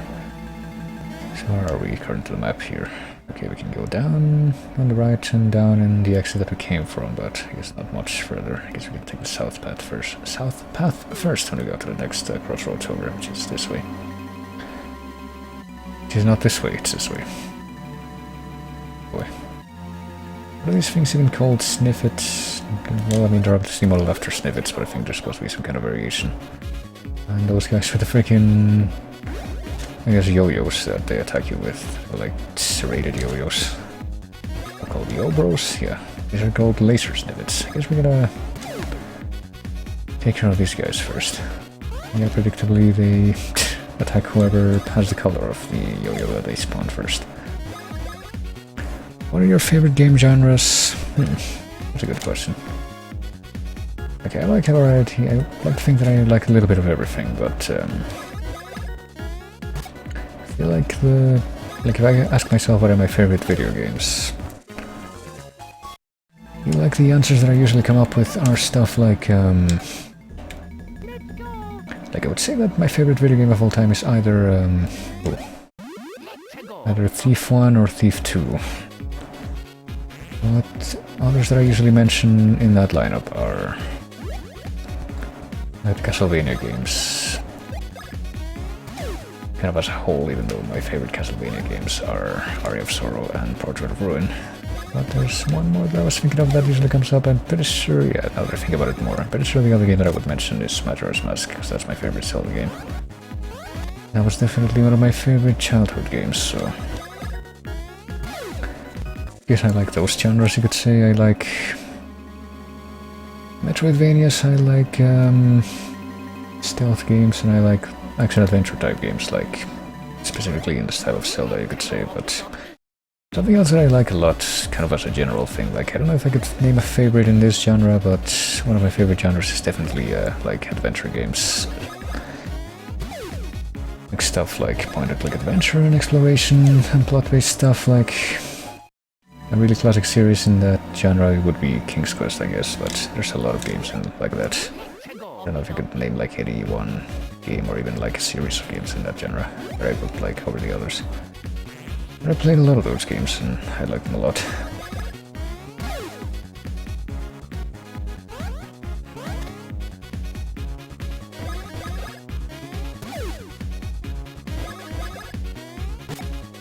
Also, I guess I'm gonna have to heal in just a second here.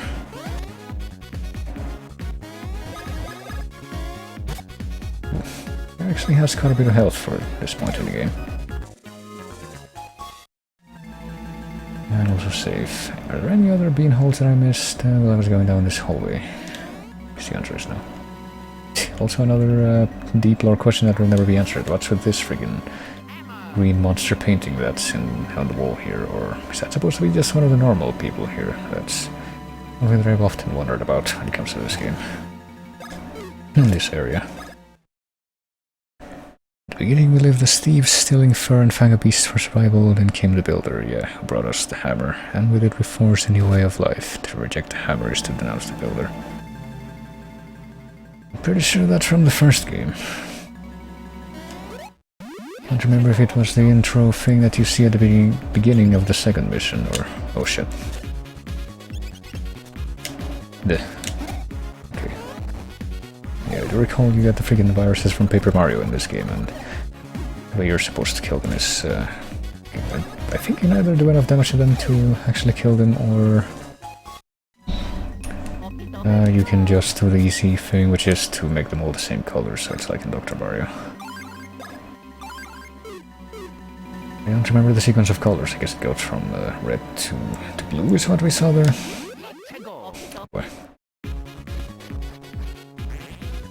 You know, unironically, I think one of the best motivational quotes that I've ever seen is like one of those level intros from the Thief games, specifically Thief 1. It's like something that I'm pretty sure I posted in a few other places. It's the one that you get at the beginning of the stage where it's like you've just given the thing that the bad guy asked for to the bad guy and then have to escape the mansion. And it's something like, oh shit. I forgot they powered up, but something like, let's see if I can remember it, because I should know the exact words, I've seen it enough times. It's the stone hooked. It starts with the stone. Stone cannot know why the chisel cleaves it. The iron? Yeah, the iron cannot know why the fire scorches it. When thy life is cleft and scorched, when death and despair leap at thee, beat not thy breast and curse thy evil fate, but thank the builder for the trials that shaped thee. That's it. It's really cheesy, but I do unironically find it to be a pretty good motivational quote. I guess we're gonna boost this again. Only got 2.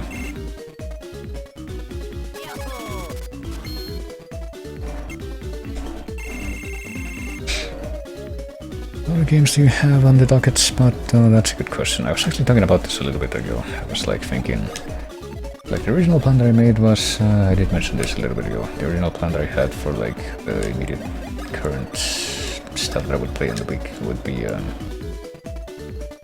like do this game and after Dirge of Cerberus, which I did, and then go to like keep the sequence going with, what was it,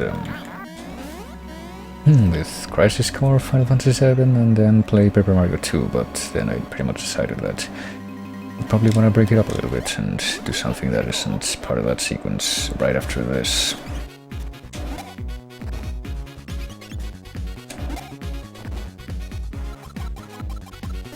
Ooh. Oh shit. Yeah, I do remember those freaking beaker enemies being like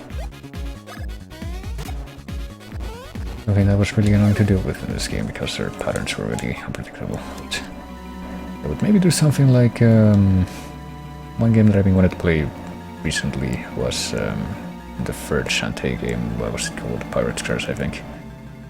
Because apparently the fifth Shantae game is being made and it's going to be coming out before too long.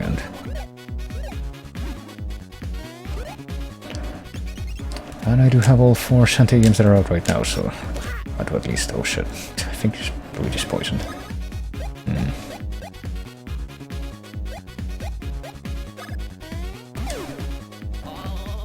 Luigi's poisoned, but I think it wears off if. Oh shit! I'm never gonna be able to remember this fucking sequence of colors. Okay, it's red to blue to yellow, I guess. I don't know if there's a 4th color. I haven't been paying attention. RBY, that makes some kind of sense. But yeah, possibly Shantae 3. That's like one thing that I can definitely think of right now. I'm pretty sure I have other stuff that I wrote down on the paste bin thing for the games. It's not coming to mind right this second. I suggest the Metroidvania then. It came out March 12th this year. It's called Record of Lotus War. Wonder Labyrinth. I don't know if I've ever heard of that one. It's very similar to Symphony of the Night. Check out the trailer, it's on Steam. Right, I guess I'm gonna should probably pull that up so I can look at it after this. Let me see. Record of Lotus War, Deedlit in Wonder Labyrinth. Yeah. Overwhelmingly positive. Wow. I feel like I should have heard of this, but I somehow didn't. It looks neato. I do like it when indie Metroidvanias make some kind of a effort, at least to be more like the actual Castlevania games. I feel like there's not a lot of them that have that. Pretty much the only one that I can think of is the one that's pretty much the unofficial continuation of Castlevania, which is Bloodstained, which is actually another game that I started playing on here back up a little while ago because they recently came out with the New Game Plus and Getsu mode. Is there anything here? Guess not. I do kind of want to go back to that on stream at some point or another and keep on and actually finish that on stream, but I don't really have like a special docket thing reserved for it right now, so it would just be like if I end up playing a game for a couple hours and then kind of want to do something else afterwards, I would switch to that, but that hasn't really happened recently. Happened once, like last week or something.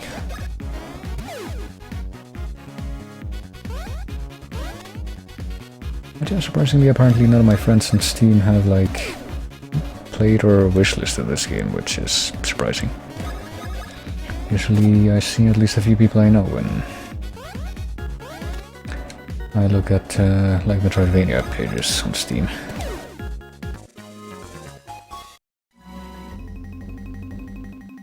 Oh jeez. Actually, I'm not supposed to be going this way yet, am I? Or at least don't necessarily want to go this way yet, just because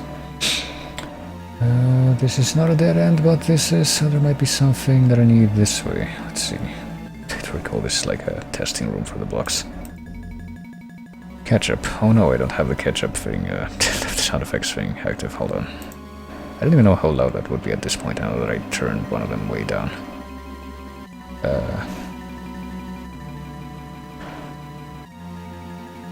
I'm ending it all with this here bottle of ketchup. This thing doesn't even make sense. It's just like an in-joke that only I understand because it's from a freaking parody video about Let's Playing Silent Hill 1. And yeah, you can see a bunch of blocks here, and I'm pretty sure that if you talk to these things, they just cannot say what they're supposed to be. Earlier prototypes are striking it will not produce coins, yeah. See, this raises even more questions about how are these blocks placed in the game world of Mario? Are they like made in laboratories? Are they tested? Are they put there on purpose by somebody? Because if you recall, I'm pretty sure the description of the blocks in like the earlier Mario games, like Mario Brothers 1, which this whole fucking room is a continuity thing. Super Mario Brothers, made of secret materials from the Mushroom Kingdom, metallic appearance is quite popular. But isn't the plot of the mushrooms and the blocks in Mario 1 that literally the citizens of the Mushroom Kingdom got turned into blocks and stuff by Bowser in the manual or something like that? So, is it that, or is it this, or is it some kind of weird, I don't know, asynchronous explanation that has actually changed over time? Well, here's the block used in Super Mario World. Made of light, shiny materials, somewhat shock absorbent. There's Mario 64, I think. Yep. Currently analyzing the new technology that makes it vanish when struck. Well, it's more like it breaks and then the pieces just vanish. And there's a block used in Paper Mario. Appears to be made of soft materials, but it's actually quite hard for professionals only. And if I recall that, like, there's a thing where the top opens up and something jumps out and to the side, but then it actually vanishes. No, it doesn't vanish. It like does that and then it becomes like inactive, but it stays there. I think that's what happens. Rally block. I haven't actually found one of these rally blocks in the wild yet, or one of these big blocks in the wild yet, but I guess we can try it. It's a random block, but it's pretty much just put both people under it and then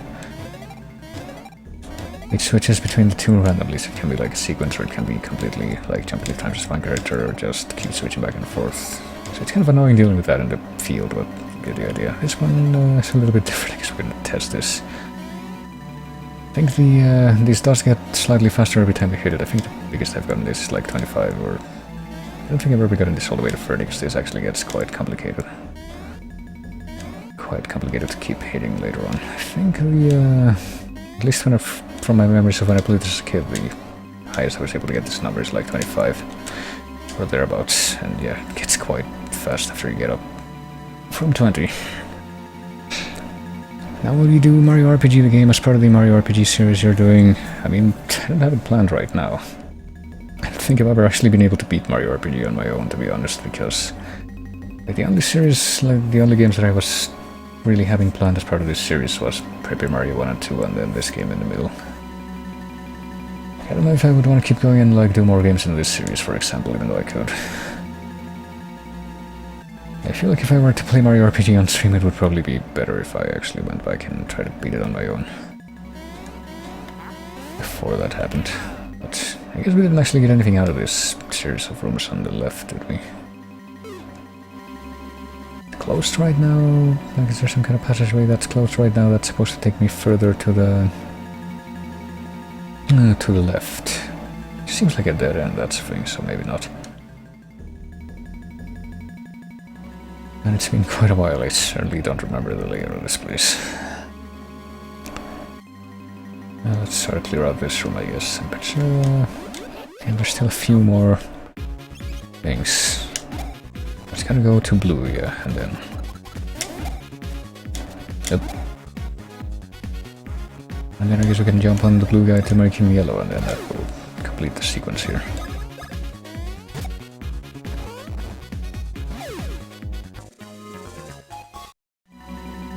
I guess I'm gonna have to remember this order after all.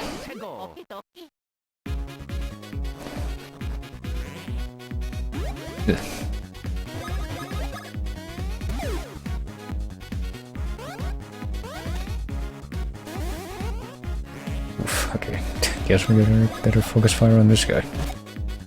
I don't think we're gonna be able to kill him in one round based on what we've seen. Oh, never mind, we were. It wouldn't be that hard to dodge his attacks even if he did get to attack after being powered up anyway. But yeah, probably better to try to be mindful of that. Oh boy, how many levels have we gotten on this screen? I thought there was gonna be a non-grinding stream. Well, I mean, it hasn't really been grinding after we came into the university, but just looking for the whole beans before that could have technically been seen as grinding. Let's see, I guess we're gonna get like more defense or more speed. I'll go for more speed. I feel like that has the biggest potential bonuses right now. And of course we didn't actually get one. I think you can actually get up to like 5 or 6 on the bonus wheel, depending on how long it's been since you upgraded that skill with the bonus wheel. Yeah, more power, even though he already has a ton of power from the extra power from the badge, but clearly that doesn't mean that we can't use more. Also, Lambda Delta has redeemed Hydrate, and I can't tell if that's the same link. It is not the same link. Let's see what this one is. Close to the other one. Oh yeah, I want some water! Yeah, water forever! Forever, and then fucking rips off the handle. That doesn't seem very responsible, but I'm also getting a related video that's apparently how to make French baguettes at home. You know it.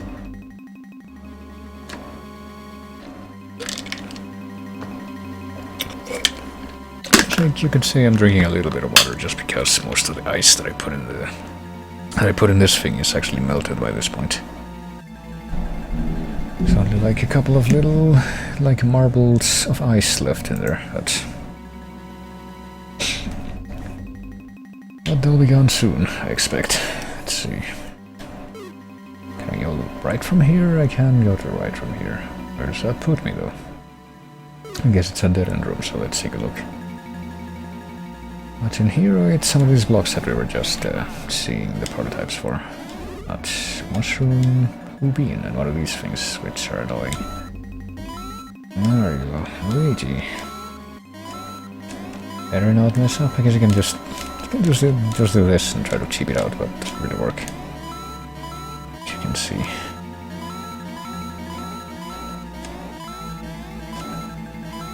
I mean, it does have like a really long time limit, but eventually it does run out, and it's like, no, I didn't get as many coins out of that as I could have.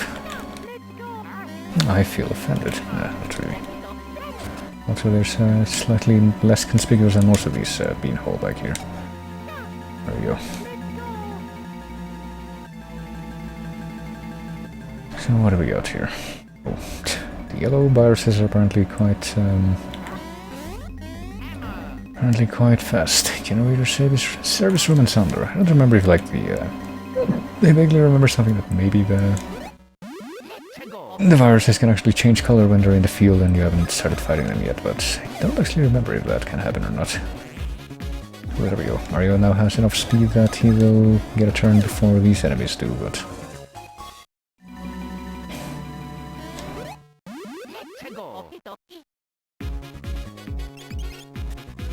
yeah, come on. I was able to friggin'... you know, counter this guy. I'm pretty sure that would have been... oh fuck. Well, that was unexpected. Would have been the end of it, but now that we get a virus isolated, we need to just actually kill it. I get to attack twice, what? That's very unfortunate, so oh, they do have a freaking an actual health threshold that's not that high.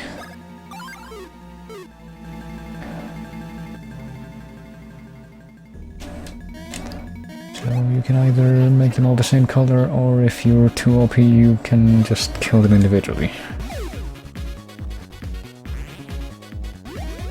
Oh, they're too early. Sipping on vodka lemonades don't do this, kids. Boy.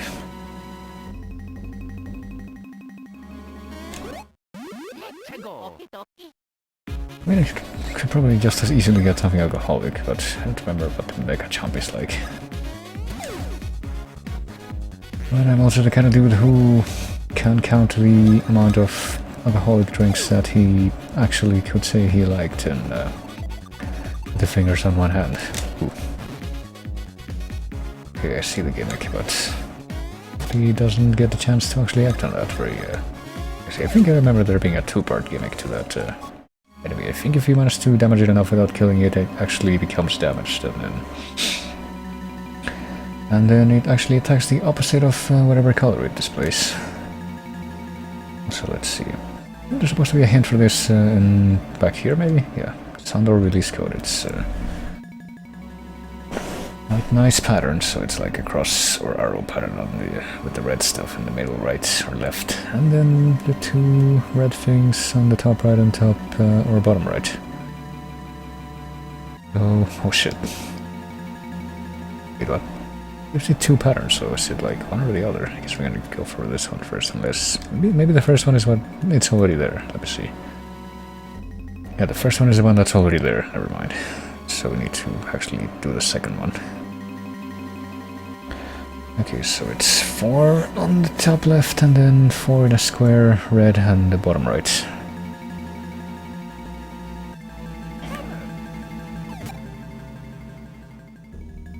Like this.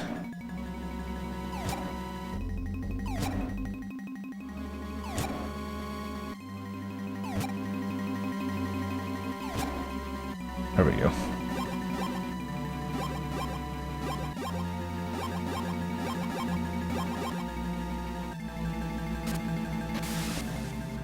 See, what is the purpose of this thing other than just creating a light to open the door that's all the way at the other end of the building? Like, in what context would this be used, if other than this puzzle specifically? Like, what would this look like if this were, if this facility were operating as if it were a normal day? These are the questions, the lore of Mario, that I need answered. That I need to ponder with very, very deep conviction. Yeah. Oh, there we go. Okay. I'm pretty sure if we jump on this guy up here, that should complete the circuit, and we can just... yeah, they'll die. Thank goodness I actually noticed the pattern. Alright, oh shit. I think I'm pretty sure I just remembered something else about these viruses. I think the if they see you, they can actually try to jump at you to try and initiate combat. But I think the faster they move on the ground, the slower they move when they're jumping. So let's see if I can provoke the student into doing that. Maybe, maybe not. I guess not. He doesn't want to attack me for some reason. See that blue guy? He jumps quite far, but he moves at like a sort of middle speed. But I think if this yellow guy were to actually jump at me, he would jump really slowly, like move really slowly when he's jumping. Ooh, there we go. Watch. It's just me and my puppy girl in quarantine for 5 weeks. I'm kinda going crazy. I don't remember how long it's been since I actually tried to like actively quarantine myself. It hasn't really been that hard on the... I'm pretty sure the measures that have been taken for quarantine and like in an official capacity, I guess, where I live, aren't really that strict. Like you can still, there's no penalties for going outside, there's no curfew, and there's no like there's a few restrictions for businesses, and if you actually go to a business like a supermarket, you will see that, yeah, there's people taking measures there, but as far as actually being restricted in a legal way, I don't think that's in effect. But, I mean, I made like one trip, oh fuck, well, oh yeah, you get like 3 chances with each of these blocks, I forgot about that. And you get to keep your the coins from each one, but... I think the last trip that I made to the supermarket was like a month ago. Pretty much all I've done is like every grocery thing that I've gotten other than little trips to stores and going outside, because I too have a dog. And I do have to walk the dog. And I am at least able to walk the dog. Without too much trouble. Other than that, I think pretty much all of my big grocery stuff from the supermarket has been delivery, since I figured out that I can just get that delivered and it's not really that much more expensive than just going there and getting the stuff myself. Oh, there we go. I almost got to 25 that time. But there hasn't really been any need for me to actually go outside and like for work or anything, so just been hanging out here, doing stuff.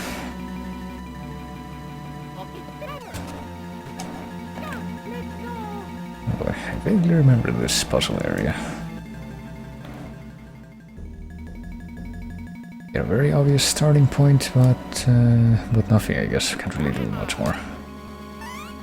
Send Mario into here in his tiny form, and then he can't get out, so he's locked in there forever, and Luigi must press this switch instead.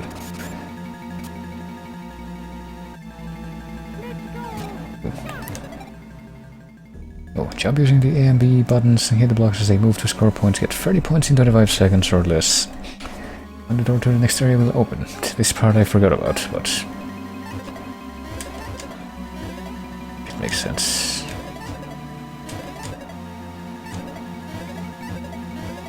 Because a different timing is supposed to trip you up, and it kind of does, but not an awful lot. Ooh, that time it did, because it just like 2 fast blocks. Ooh, well, we got 25. No, we're supposed to get 30 points, right? So, oh shit! Did I just mess it up at the last possible? No, there we go. I did it with 20 milliseconds remaining. Kind of was choking at the end, but I managed to do it anyway, I guess.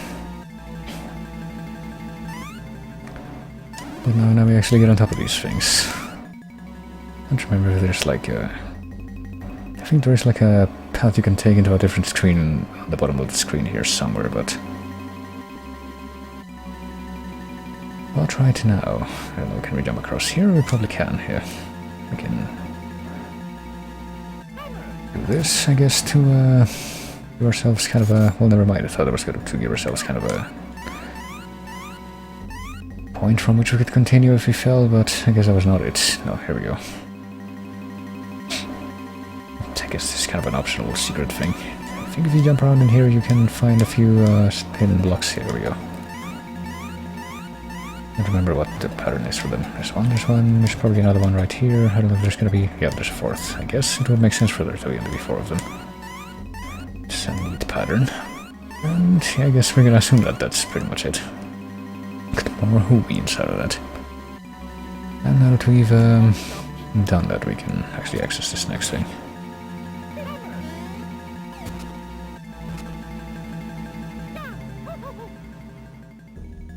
Now listen to that sound effect. And by doing that, I guess we rotate this, and there we go. So we need to make it all the way to the end of the sun door, and then we find these other puzzle things in the way that we unlock by the places where we need to rotate those mirrors. That progression is coming back to me now. It wasn't that much to the idea of delivery since I'm so picky, but I'm so glad the service... just glad the service is still operating, yeah. Yeah, I mean, delivery is not ideal for when I get that either, to be honest. It's like, sometimes they have the stuff that the specific items that I ask for in the thing, but like with at least a quarter of them, it feels like they end up not having that specific thing, so they just end up substituting it for something else. And I'm like, sure, whatever, but I would have liked it the other way. I mean, most of the stuff that I ask for is actually there, at least. It's kind of annoying when they can't provide that, but...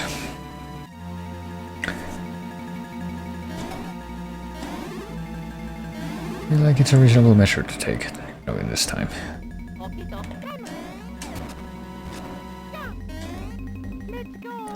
Let's see, how badly is this block gonna go?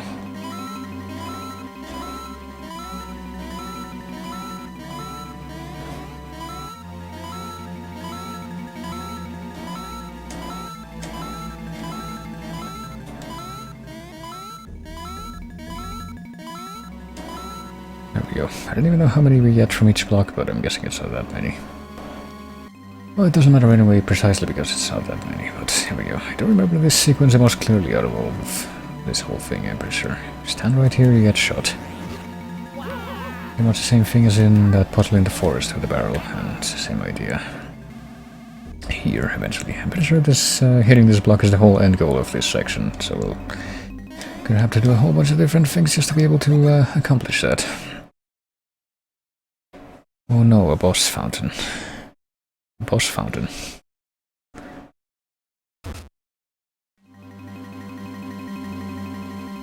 What's a boss fountain? Might be missing a little bit of context here.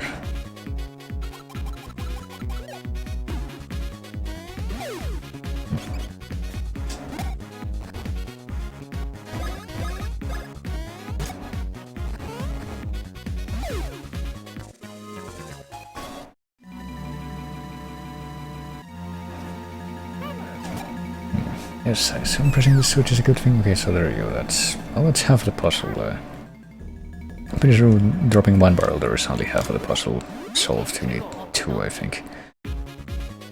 But first let's try to...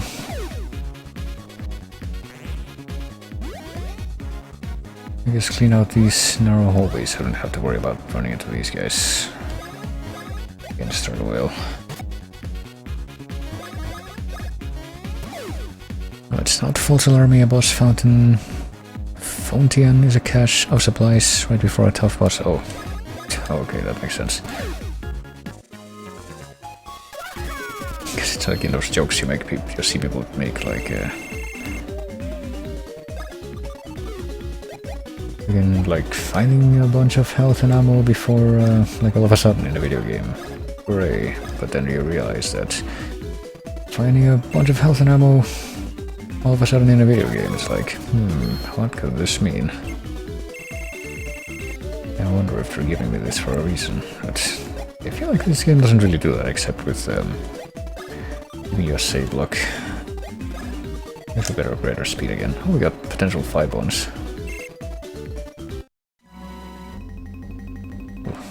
Where's this freaking blue virus? I think we're just gonna try to walk past the virus.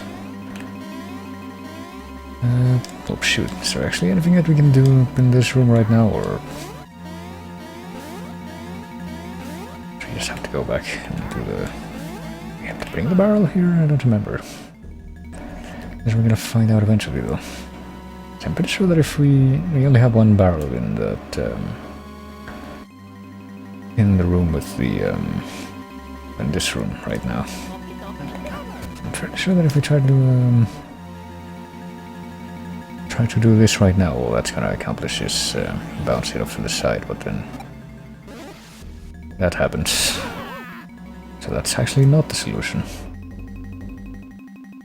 And I'm pretty sure you need at least 2 barrels in this one, but I'm not really sure how you would even move this barrel, and there is a way to remember that, but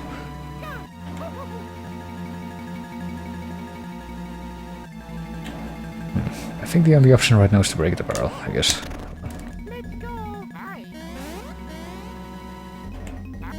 Just let me see, actually, hang on. Well, never mind. I was gonna try to like do the spin jump across there, but I guess that must not be that time. The mechanics itself can be a spoiler like that, but best example is any horror game. The fact that they give you a run button means that there's a fail state and that you will be stuck. Oh man. Not like from the beginning of a game, like something like Lock Tower, I don't know.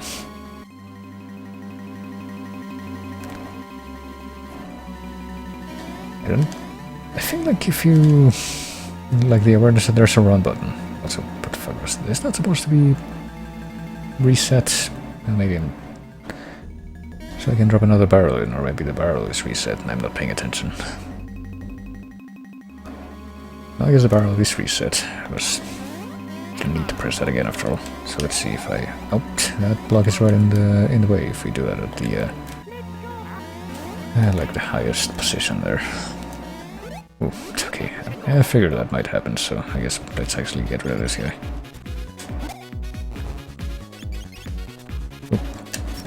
Oh, well, I tried.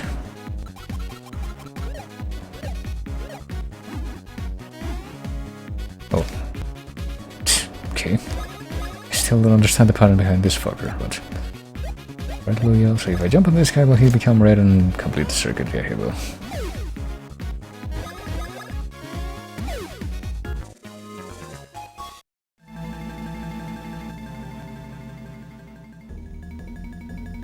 I don't know, I feel like horror games are a very iffy thing to try to have a good presentation for, just because of the whole point of them being to evoke horror. Yeah, we can get across here, this is what we do. Forget about this.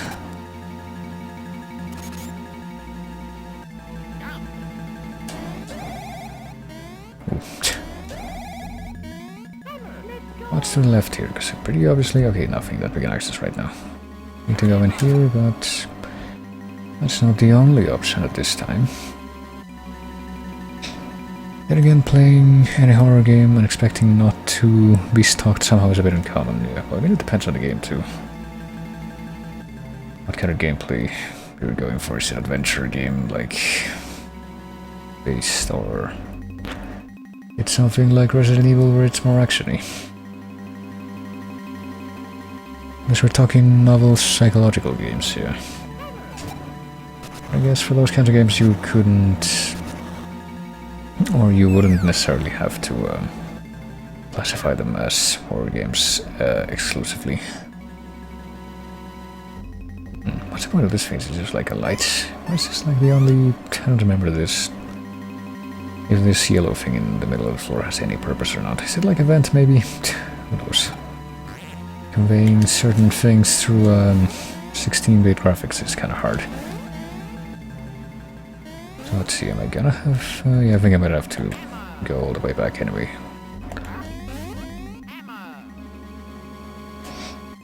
Played a few where the game actually had a re-strength and not actually have a monster. Instead, it just dealt with the player's paranoia. I feel like I've seen a few games like that, but I have a very vague sense that at some point I was disappointed by a few games like that, but can't really think of any specific examples.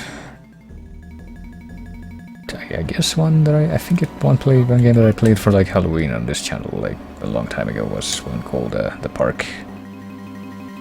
And pretty much the whole point of that game is just, hey, you were the demon all along, even though it's like one of those walking simulators for a lot of the time. You're in first person. I'm walking around and, oh no, they've taken away Luigi, so I'm by myself here, somehow. But I guess the queen's out of the way, so we need to go that way now. will avoid all encounters because clearly I must not skew the delicate balance of XP shared between characters, even though I'm pretty sure there's a part of the game that forces you to skew that regardless, so it's whatever, but...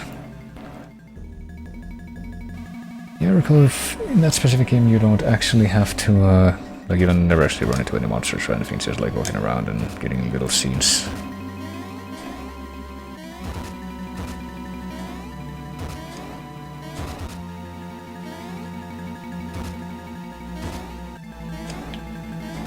I feel like that kind of thing could have been done way better than that specific game did it. Also Donkey Kong, but I didn't mention it at all. Yeah, I wonder what I should do.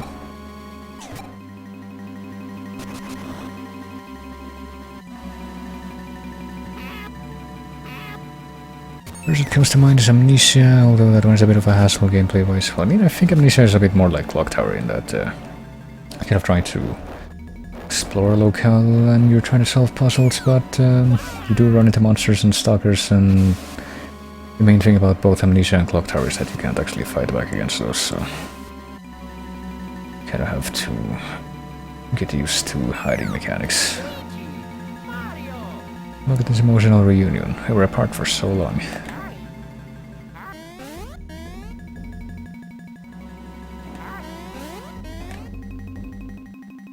Alright, let's pop save, I guess.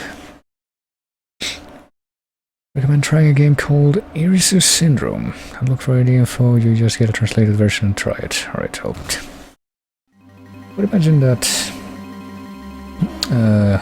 if I were to try to search that, I would like look for a translation. I would actually need to get some information on it at least, but I guess I'll look into that as well. Okay, so I guess we're going this way now.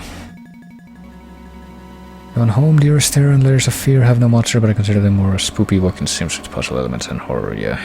I think I played Layers of Fear briefly and I was just kind of bored with it, to be honest. And Dearest Terror, is Dearest Terror one of the games that Mike played back in the day, or am I thinking of something else? I'm probably thinking of something else. Formula for distance, spitting, rear hammer, front water spit, yeah, we figured that out before. We've had this option for quite a while, after all. Gone Home. I feel like Gone Home is a game that I didn't even play for very long, but I can see why people didn't like it from like the very, very small amount of time that I played it. It's literally the whole origin of the whole walking simulator joke.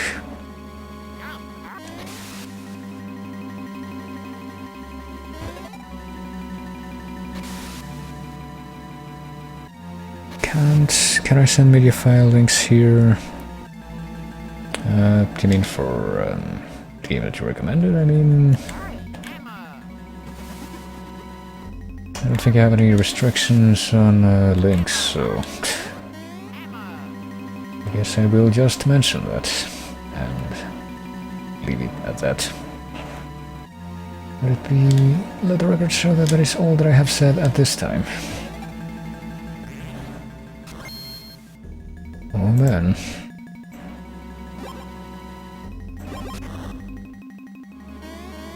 Also, oh man, because I'm pretty sure we got a pretty big boss encounter coming up here. It's kind of set up to be a finale ish thing, but it's not the actual finale. Spoiler alert. Preparations have completion. Unleash the voice of Princess Peach on the Beanstar when you're wanting to. Like, this is the friggin' thoughtful dialogue in this game is way funnier to me after I've actually studied a bunch of different languages and I understand why. And those specific constructions are like a poor translation joke. Moment when all the world will bow down to me has come at last. Or not. As we do get, I guess this is... We get a whole bean which isn't gonna help you with the fight anyway, but this could be... Get this more clear indication, and you get an actual save album with all this other stuff. That's the boss gateway.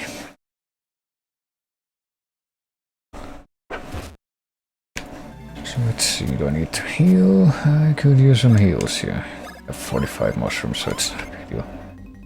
I guess I'll also give syrup to Luigi, and I might just top them off. It's not like I don't have enough. Pretty sure that I just tried a bunch of times there and I didn't really mean to, but what are you gonna do? But here we go. Let's see how this goes. I do remember this being kind of tough for this point of the game, but Peachbot speak. These monosyllabic chords are clearly gonna be good enough, but no.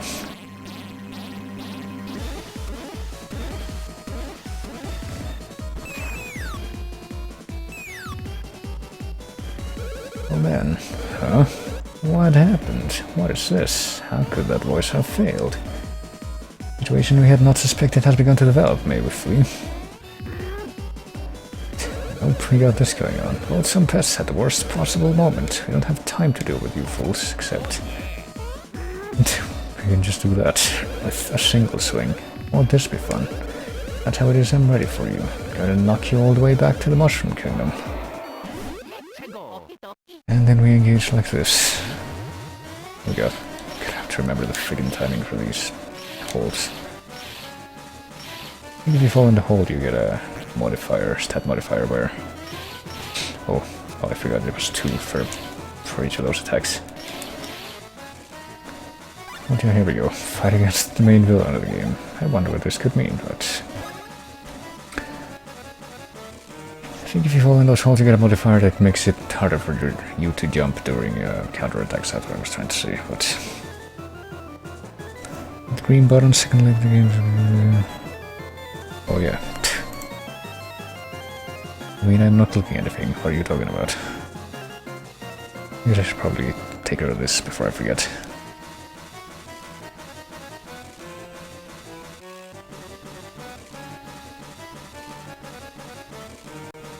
I'm just gonna put this trinket that I am holding with my hand IRL in this place that I think is good for it.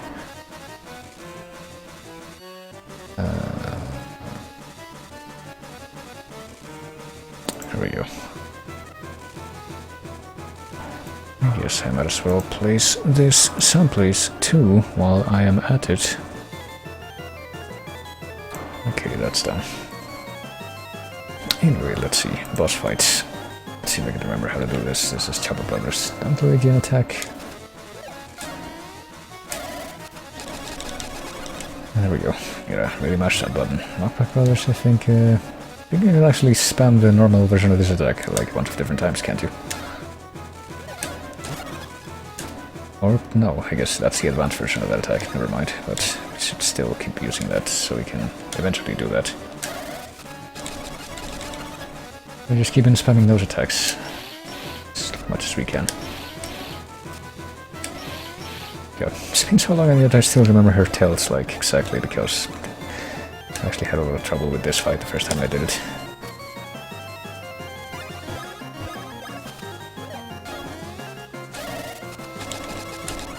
There we go. And then she gets copies, which is the real meat, you idiots. So I don't think there's like any collective attacks that we can do for this, so I guess we just do normal attacks. Oh, there we go. Good lucky there.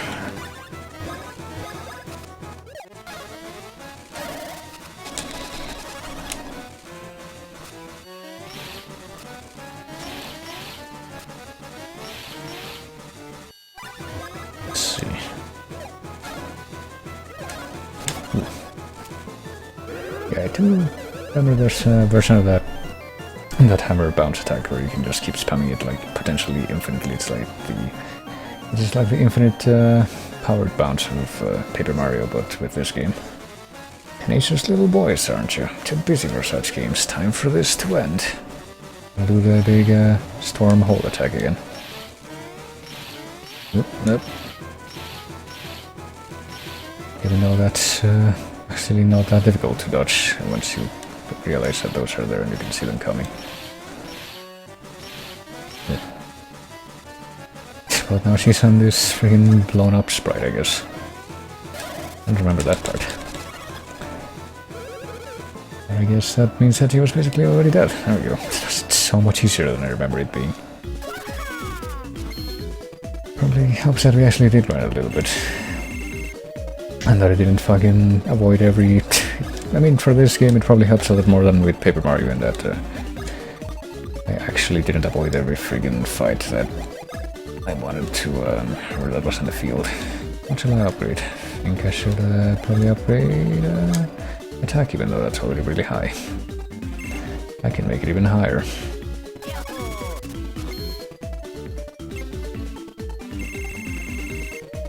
Let's see. And as for Luigi here, we can raise his dash even further, or we can raise his speed even further, or we can probably try to raise the speed at least a little bit, even though that's not like the optimal thing to raise right now, but we got lucky anyway. I can balance that out better. How could this happen? Don't have worries. So they basically, I'm pretty sure based on what we're about to see here, they basically beat her to death. Even outside the context of the RPG battle. I am sucking up your energy with this headgear. You're fucking dead now and you're a ghost that I store in a thing. Give them one final attack for me. Except that can't happen because this guy jumps in. I forgot about this part.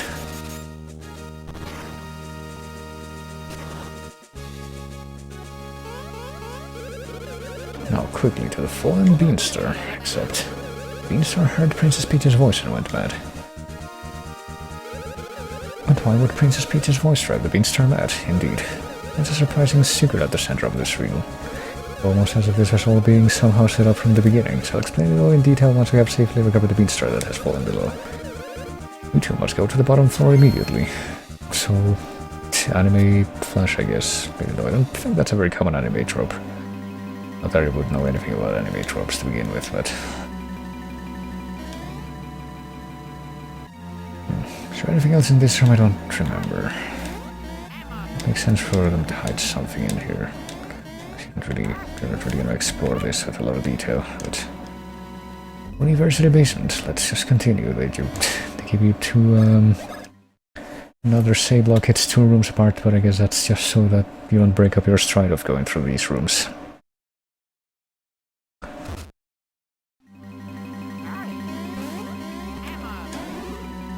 Nuts.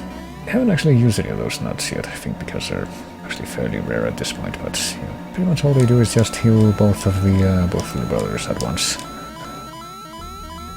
I think they even, like the regular nuts, actually heal less than a mushroom would for one of them, so... I think you would use very judiciously, I guess. Or maybe just not at all, which is probably what's gonna end up happening for me.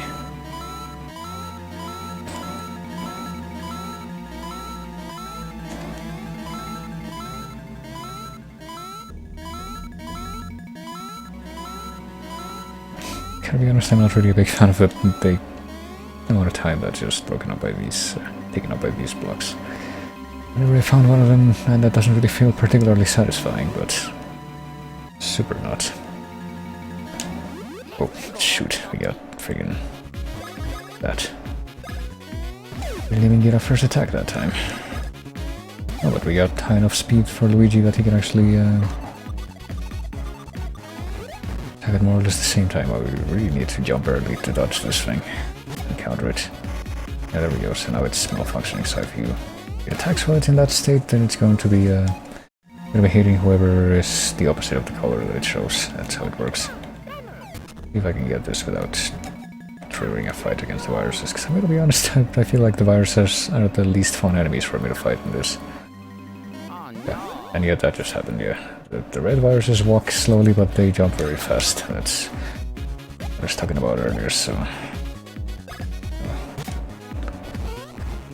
let's do that at least. Right, this thing's freaking taking pity on me and attacking the guy that isn't disabled. Isn't that something? Alright, so I guess we need to kind of clear this out anyway, because I do see a water thing, so I presume we're gonna have to use that, but I have no idea, honestly. Maybe it's just there for as a background thing.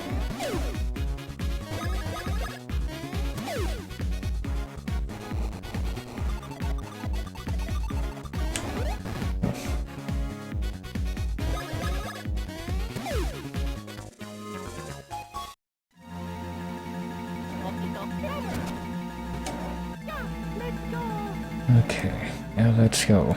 Let's use this, but what's the point of this? I don't think there is one.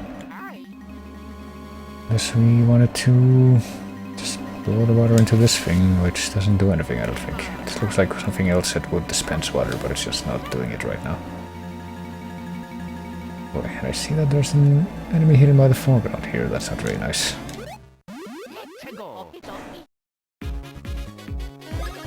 Okay, oh shit. I meant to attack the other guy first, but that just happened. Well, I guess we get to see the inverted attack for that guy. At least once. I guess it's green, but it attacks Mario because it's fucked up. I'm pretty sure it would have we would have seen that anyway, because, you know, I don't think we could have killed it with one attack. Either of the brothers right now.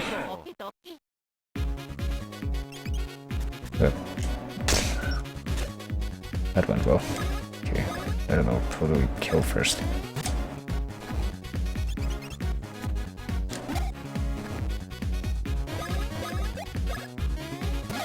Oops. Well, they're all the same color. Why didn't that trigger a death for them? Is this gonna trigger a death for them if I manage to hit them? Nope. It might be a little too OP for the normal sequencer to work as intended.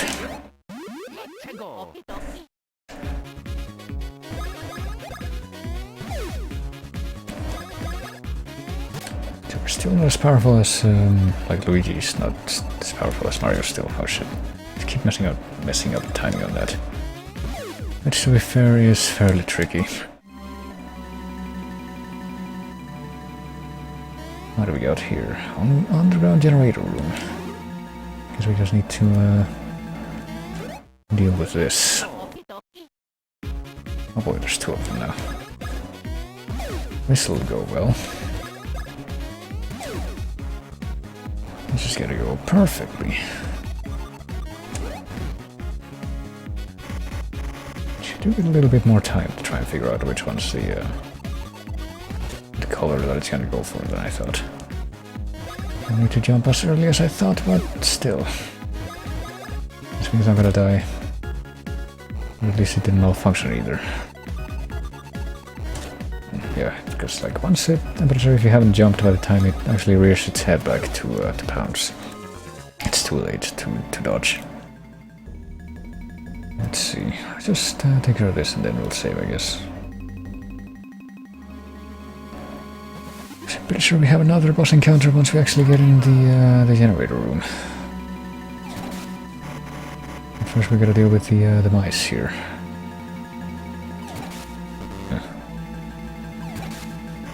Just gotta time it right.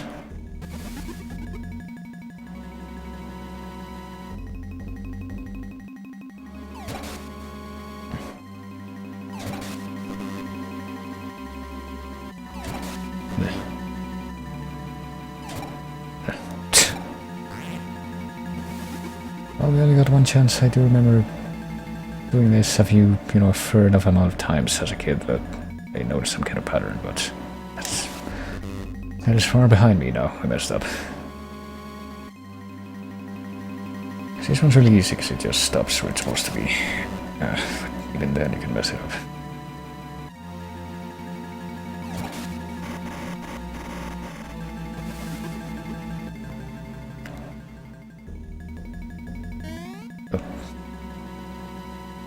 Come on, how is that not correct? There. Oh. Hold on, gotta figure out exactly what the best timing for this would be. Based on that.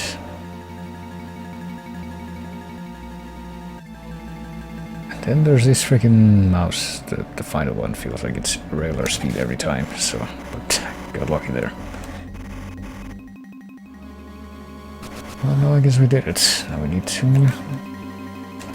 heal again. I might as well top it off and then... apparently don't need to top off the BP, but we're gonna be making use of that here, I think. Guess we better go for, well, getting ahead of myself. I was about to talk about who the bosses here are, but... Well, that would be a spoiler, wouldn't it? Even though the fact that I said it's more than one probably already probably enough to tip people off, but yeah, before we get up there, let's get this beanhole. There's 2 beanholes that are here. What if you missed that? Yep, these 2 are somehow here. The beanstar suddenly came falling down out of nowhere. It was shocking to see. But having treasure fall out of the sky sure is lucky, yeah. Very lucky. Only Popple the Shadow Thief could get such results, see. But yeah, apparently when you attack Popple with a partner, he runs away if he's left by himself for too long, then it's totally better to go after him first, unless my eyes are screwy. It's red and green from the chateau. Boo to you, I say. Why does this always happen? This isn't funny, see? These 2 numbskulls seem to like the old ring-a-ding-ding, whatever that means. Time to scrap again, see? Also, what's gonna happen here, I guess that's a Japanese thing. I just don't really get it.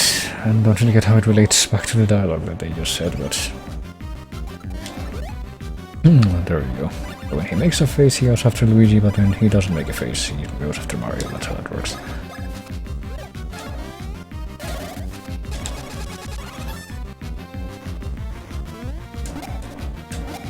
There we go.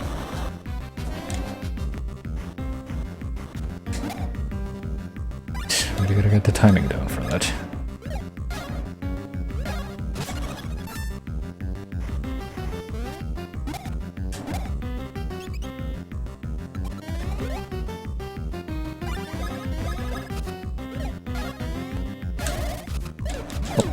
Oh, that killed him anyway. We definitely got the extra XP or whatever it is we get for actually managing to defeat him during this fight. Or the fight that he's involved in, I guess. Which, you know, spoiler alert, this is not the last of. I think he actually shows up in one of the later Mario and Luigi games, but I'm pretty sure I haven't, if it's in the one that I have played that I haven't beaten, which is Dream Team, then I definitely haven't gotten far enough in that to figure out in what capacity. Because I'm gonna be honest, I didn't really like Dream Team nearly as much as the other games that I played on this series. Seems like it was well made enough, but seems like it had a lot of skewed priorities, to say the least. Its presentation and structure.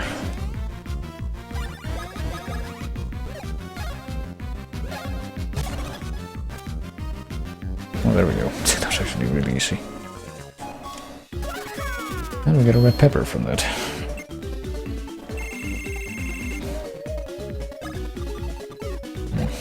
Maybe we can improve Mario's BP or not, because we can apparently get a 1 for that.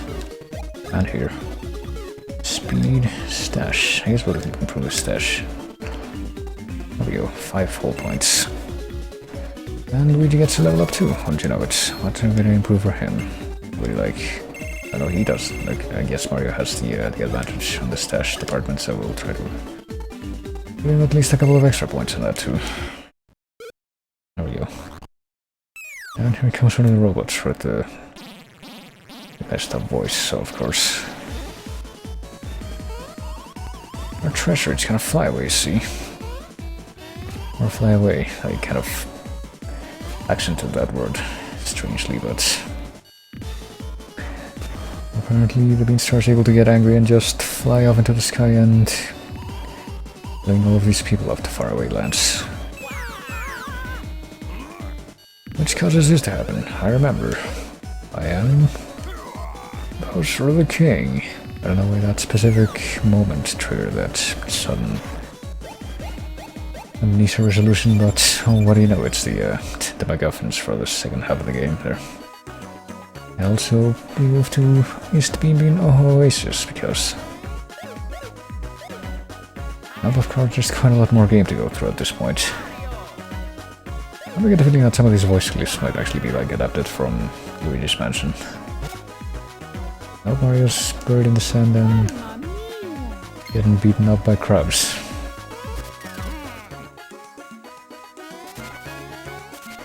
I guess it's a vengeance for the Mario Brothers days. Sidesteppers. No, just get out. It's really no problem at all, but now we're in who the fuck knows where and we're kind of stranded, but Let's look at this thing first. Our tape machine is here, will you play it? Sure. It's been a week since our Oho civilization research expedition reached this island. We have named the mysterious creatures native to this island the Ohoji. It is strange. We use the same spoken vocabulary that we do, but none comprehend what they mean. That's all we put in that whole tape layer.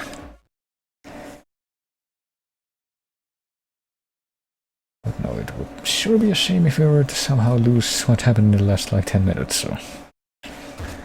Let's save again. I guess that's another like fake objective that I've given myself in this game. It's to save at least once in every save album in the game.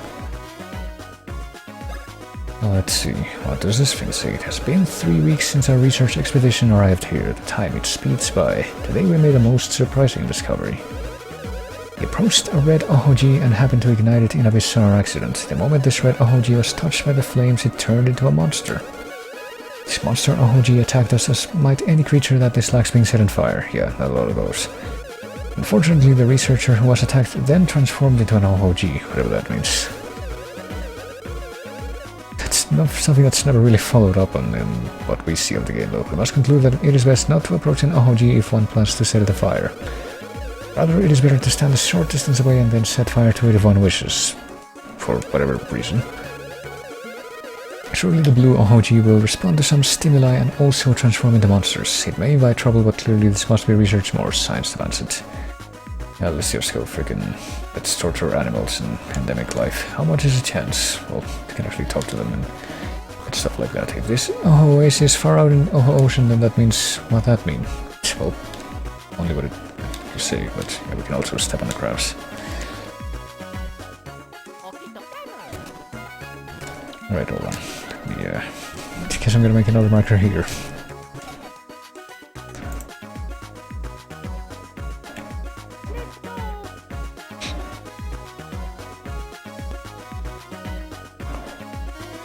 But yeah, right now what we really have to go on is to go around this island and explore, even though we don't actually have a way to get off the island as of right now. Are we strange? I think we are.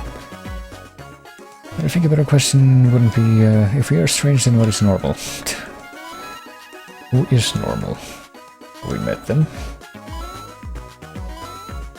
What would they do if they were suddenly in our situation? Would that make us normal, or would that mean that if we were to put into the shoes of somebody normal? I don't know. I don't know where I was going with that, but...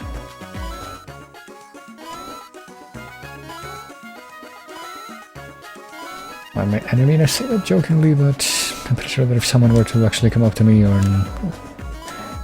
within my presence affirm that any of those things that I just said are objectively true, then I would have way more words to say.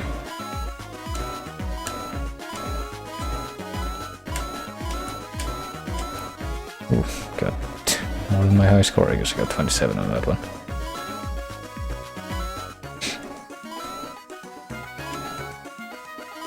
Oh dear. I mean, something I was sadly reminded of yesterday is that there's a lot of people who like to go places and constantly yak off opinions as if they were facts and pretend that ambiguity is not a thing that exists, even though that's one of the most important things that there is in a lot of contexts. Are spirits delicious? That's a better question. I don't tell no one big secret of the stone wall in the southeast region of the island. How offering up the fire and the brimstone to the hole in the wall makes things happen. I don't never tell nobody that. No way, no how. Yeah, I'm sure you don't, but yeah. You do get a fire and lightning icon here. I wonder what that could mean. I wish I were sun at dusk. Haha, kidding. Oh. Honestly, that comment means like... Seems like something that you would see on like fucking 2 IRL for me IRL. I wish I were the sun at dusk. Just kidding. Honest. You don't need to give me an intervention. What are you talking about? I'm just memeing, bro. Is Thunder Palace that way? Fire Palace. So yeah, let's actually explore these places. I'm tired. Well, that's something that I think everyone can say. I'm time to time, but most of the time. It's a little less alarming than some of the other things you can say. Unless you say it in the tune of fucking something like Evanescence or Gregorian chants, in which case that's a little more alarming. I the Great Thunderhand. No, I the Great Liar. I believe that. And yeah, what could possibly be in this place? You call me Ohoji, but I don't know why. Yeah, I don't know why either. Guess we just imitate other people who came up with that name before. I mean, that's basically the basis of how language works, so shouldn't question it. So let's break this block. Oh boy, what have we done here?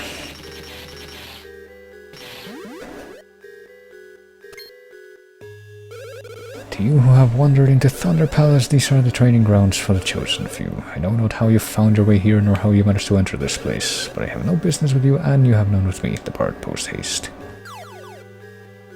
Well, you say that, but what does this thing do? This Tesla lamp? Apparently, it gives us the ability to create static electricity from our hands. I mean, the gloves that we have on probably helps with that. Crackety! Who dares to touch the Great Thunderhand Spark, impertinent fool? And yet you have touched the Great Thunderhand Spark but still stand before me, so... I guess that's not expected. Perhaps you have the qualities needed to master the Galvanic Thunderhand technique. So who decided that the word used to describe that would be Galvanic? Oh, well, I shall instruct you in the art of the Thunderhand. First press the R button to select your hand power, and then yeah, so yeah, you pretty much get a third ability other than jump and hammer. It's thunder. Hold the A button until you've charged up enough energy, then release the button. And there you go. That's your sparkies. Only then shall you release a burst of thunder and lightning. Perhaps you should try it at once.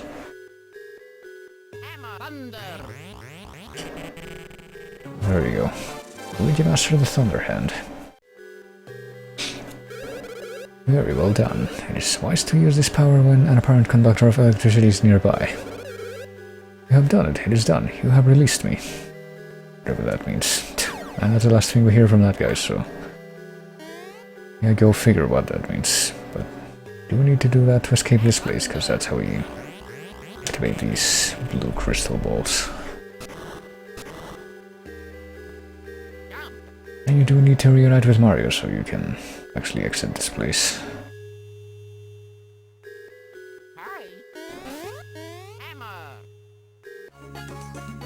But of course, as you might expect, that's not the only thing we can get from this locale. If we come this way, we head into this temple. One with the ray gun. Me troubled, can't make machines speak. But like the tape player? I mean, that seemed simple enough from our perspective. This Fire Palace, that way Thunder Palace. Oh, there is a block here. Just a hidden block. Makes sense. To mirror the one that was in that same position in the other palace. I tired. Oh, so two in the same position in either palace say the same thing. What do you do if you meet big firebrand in a room up ahead? What do you do? Well, I guess we're gonna cross that bridge when we come to it, so... So this room, I am me. And that is all I am. I think that's somebody else's line, though. You might say, but no. We pretty much just repeat the process in this room and see what we get out of it. Well, Mario's a special case because he's his tiny self, but he gets a freaking drop of water to magically make him grow again. And here comes this guy. Yes, fire is the sun and thunder is somehow the moon. Welcome, welcome to the Fire Palace. I've been waiting for you. I've waited many long years, smoldering like embers. For you I've kept waiting and waiting and waiting. In fact, the last time anyone came through here was 3,000 years ago. Waiting just burns me up, but enough about that. Why have you come? Well, we don't know. This place of power. It is, yeah, seems about right. Now wait a second, just what kind of place was this anyway? What was it that I was planning on doing? Am I allowed in here? Wait just a minute, where am I? Who am I? Guess having no guess for 3,000 years takes a toll. Everything just seems to slip one's mind. Hard duty har, how humorous, even though I don't get what the joke there was. Maybe it was funnier in Japanese, who knows. I guess you can do what you want, I won't stop you. There's probably a friend of mine that I should ask about that, because they're very adamant about translation from Japanese. But I don't know anything about that language, basically, except very rudimentary stuff.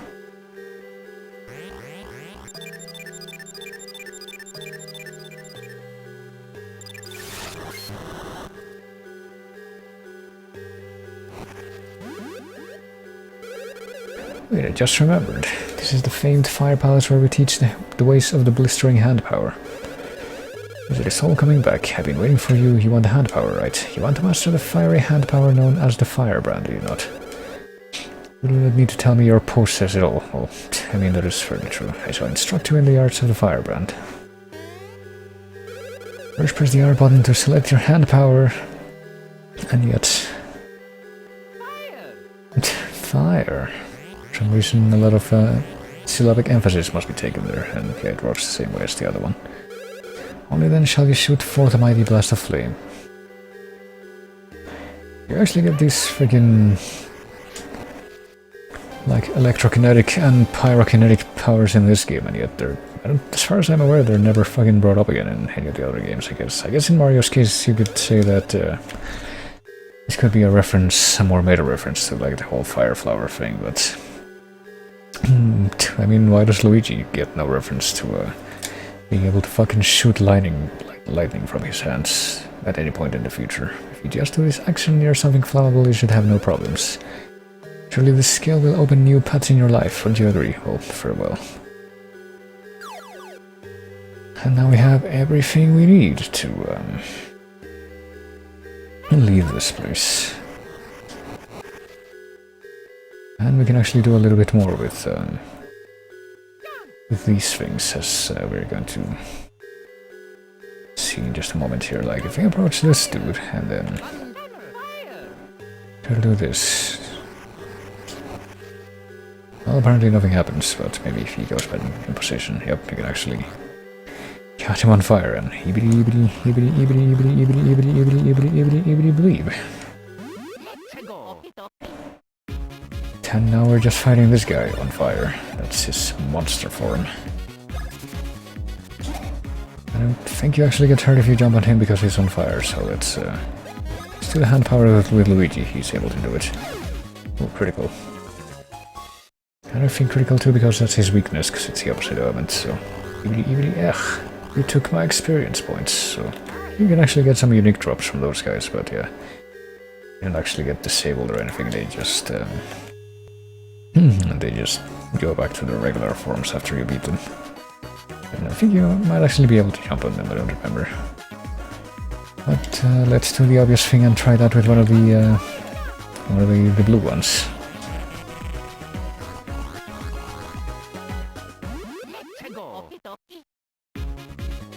And I guess follow the same process, except now Mario's gonna do the hand power, because he's got the opposite element. I think. If fire hurt me, I take double damage from fire. Yeah, I heard already. Oh, so he's actually just complaining, instead of trying to give you a hint out of nowhere.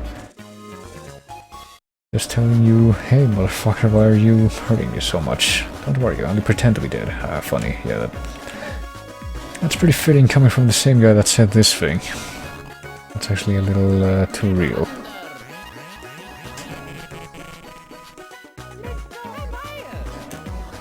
But I guess we're not going to comment on that any further. Okay, there we go. That's how we open up the way to this yellow pipe and get to our... Well, our first yellow pipe of the game, actually, but... The one that's going to give us the ability to return to more familiar territory and chart out a new course from there. And, yeah, to actually climb up this pipe, you have to do this thing from the friggin' The Emperor's New Groove. That's a movie that they also did this in. I'm pretty sure that came out not very long before this game, so that's probably where they got it from. Oh, ocean tips for novice divers. You can swim by doing solo jumps on the ocean floor, so yeah, you actually get swimming mechanics in this game. To go through the ocean floor. Oh shit, hold on, I just switched over to my own page, but it was not muted. Let's take a quick look at something here. Okay. Alrighty, let's see. What will the ocean hold for us as far as secrets of progression? Oh, check this out, there's underwater fire. But you don't need to question it, and neither do I. Well, that's what we need to open up a way. Oh, yeah, I'm pretty sure those things are, those little bubble swirls are indicative that friggin' enemies about to drop down, and so it does. But I actually want to engage one of those enemies at least, so let's see if we can actually, like, oh, we can jump on them. These diver goombas. Goom diver, that's what they're called. Don't remember how they attack.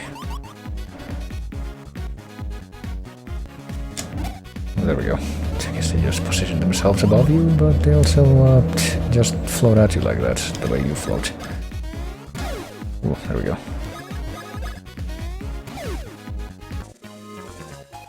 So they're not really that tough, but I don't know how often they spawn, so let's just keep an eye out for them. Maybe if we try to hit one of them with the hand power, they'll make more damage. Oh shit. The timing for that in battle can be a little bit tricky if you're not used to it. Yeah, it's really easy when they do this thing where you can just... fuck. You can just... try that again. You can just hammer them to stop them from attacking. It's actually quite simple. It's way simpler than trying to jump dodge their attacks at any rate, like we've seen. And now we get super mushrooms as drops, that's nice. So let's look at the map for this place. There's a few places we can exit here, but I'm pretty sure we can actually access all of them right now, so... what we can do is just... oh, miss the clue that friggin' diver's about to appear, because I don't know if that renders properly on top of the spike floor there, but... let's attack the bloopers first, I guess. They're probably a little trickier to dodge. I say that even though I have yet to be able to avoid any of the jump attacks from the goom divers, but apparently they're gonna be they're gonna take pity on me this time, I guess, because they're very close to me and just give me the attacks that I can counter with the hammer. Damn it.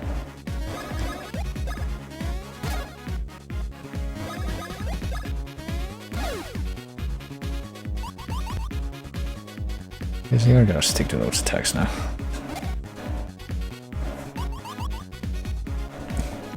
Suppose once they're like in that sort of floating position... oh shit. Well, that was unfortunate. They're in that floating position means that they're not gonna be able to do any like the other attack that they can do. Let's stick to this attack. There. Oh shit. Oh yeah. Well, kind of easy to forget that you're in that position when you're kind of you're kind of in the middle of trying to exit a fight. But let's look all over this room. Actually, before we look all over this room, let's quickly heal Luigi, and now we can continue to look all over this room. There's another a few more of these goom divers here. If you keep moving, should be alright, and you are actually able to, you know, see the tells of where they're gonna show up, but if they show up near here, they do. Let's wait for that one to show up again so we can get the drop on him for once. Wonder if they're more vulnerable to the fire hand. Oh shit. Okay, I guess if they're... let's try the fire hand on this guy, see if that makes any kind of a difference. Apparently it's about the same. And there we go. think we're gonna see a whole lot of the ocean right now anyway, because we're gonna be coming back here later. And thanks to this jellyfish cord, this mysterious door that somebody installed in the bottom of the ocean can be opened, and to get another big room like this. Oh shit, and we get actual free roaming bloopers in this room. Oh shit.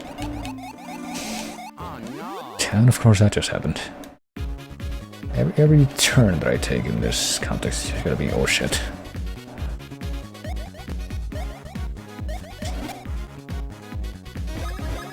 At least we can concentrate our attacks this time.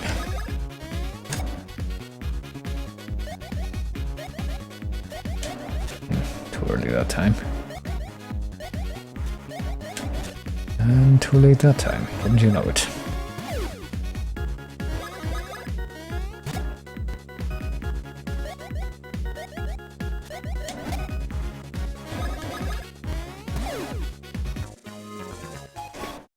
Alright, this time I actually was able to remember that yes, I'm just floating on top of the spikes.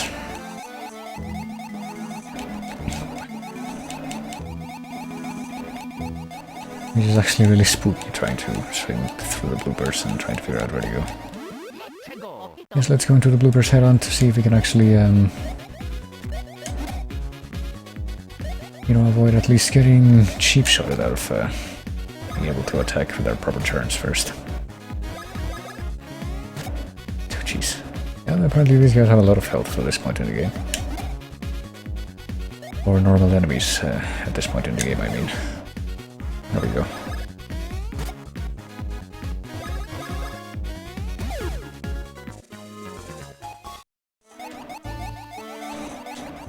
So we can go in here. Can't go through the door that's down in the bottom left because it's closed, but we can figure this out. I guess we must. What have we got? 1, 4, 3, 5, 2. It's pretty easy.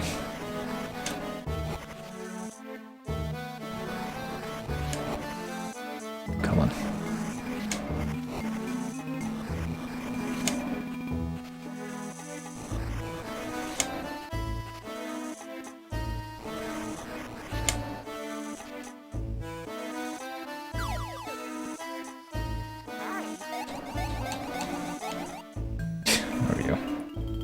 Oh shit, we're gonna get jumped by the legume divers. I guess we probably should get a drop on them so that we can stop it from being too much of a hindrance.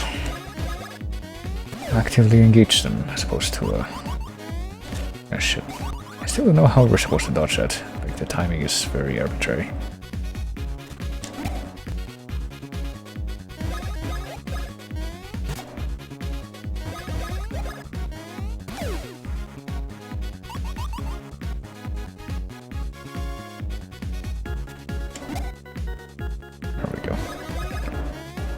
And screw up the hammer counter with Luigi for once.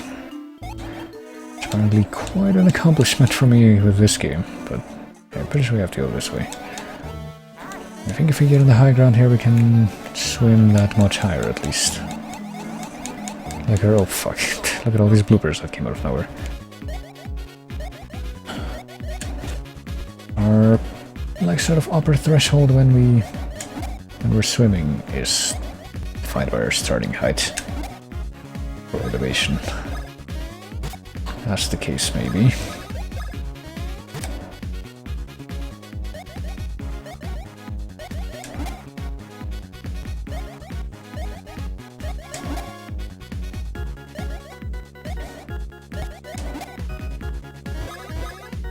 Alright, let's shift the order here.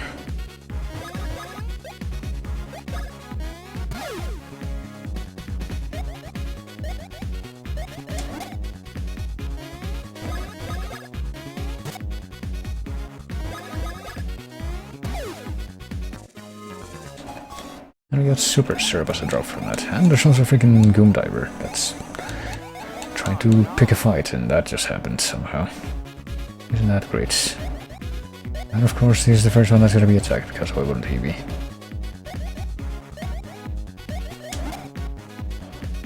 let's try to, what the fuck are these? Pest nuts under the ocean.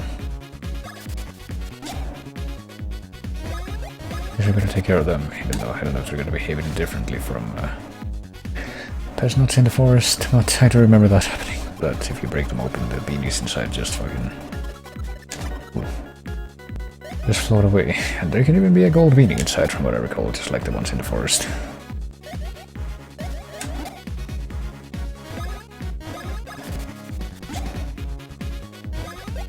Well, you better take care of that first, of course.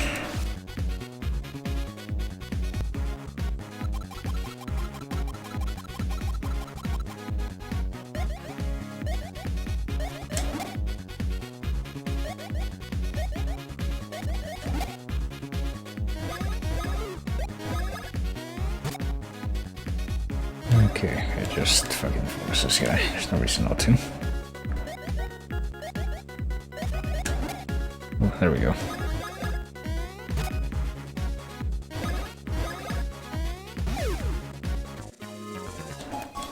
And we even got the wool beans out of that, I guess, because of the beanies that were inside those things.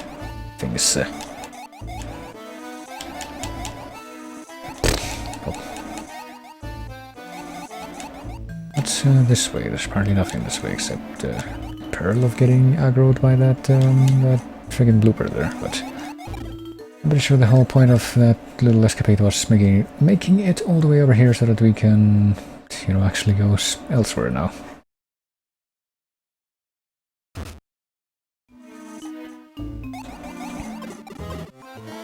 And here we go. This is how we actually get... Or do we? No, we do. And then we don't. Then we do. No, we do it all the way up. Meanwhile, near the border. The only place that has a border with Mushroom Kingdom, I guess, has to be the same background. And then this big old coincidence takes place. Great Cacletta. What will this guy do? Anyone will do now. Hurry quickly. So now that she's dead and she's an incorporeal ghost, she can literally just possess people. Wonder what that would have looked like with somebody else, and then you get this nightmare fuel.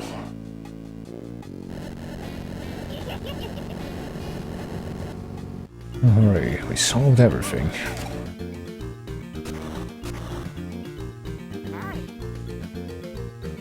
And there's a Bean Beach surfing spot, but of course we can't do anything about that right now, because we don't have we only have the most basic hammer imaginable still. There's that too. Now search high and low for you two. I fear that you've made a terrible fate. Like in Mitra's Mask. Wouldn't you know it?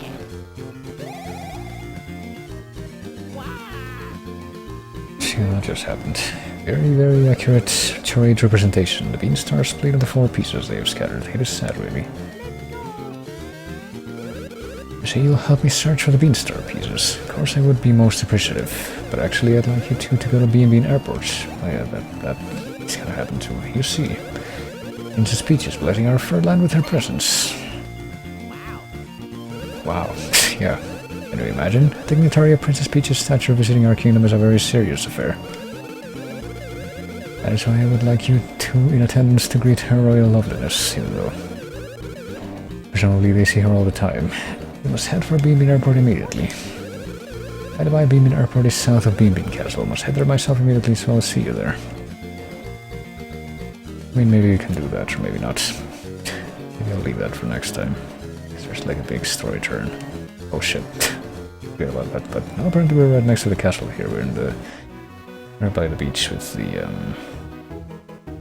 what do you call them? The bubble bumps and stuff. How are we doing as far as the beans? Let's see. We need 2 more wool beans to make 1 more mix with whole beans, which we can do right now, so we should probably do that. And we can grind like enough he beans to make the he mix. But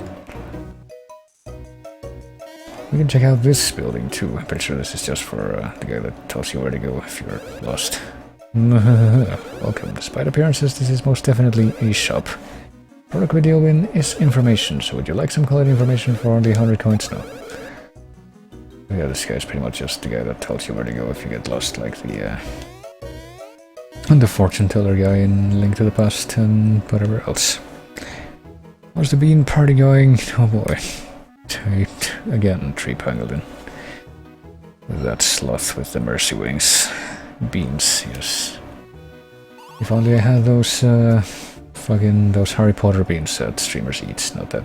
That would probably matter because, you know, I don't have a face cam, so couldn't even see what it actually looked like when I ate those, so probably no point.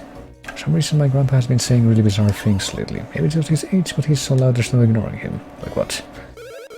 But if you press the L and R button simultaneously, we'll both switch to the solid jump icon. I mean, that is true. You can just... I've just been doing that whole game, so I already know about that. But yeah, I forgot how many of these little information hint things you get as part of the actual game. But there you go. That's something that I completely failed to show before, but... I guess I'm just gonna get a couple more of these green beans so that I can make one more of those blends, and then I could potentially make all of them now. Well, not all of them. I don't think I could make the who bean mix yet. Just because I can't actually grind those yet, and you get those from specific locations. It is possible to grind them later in the game though, but not right now.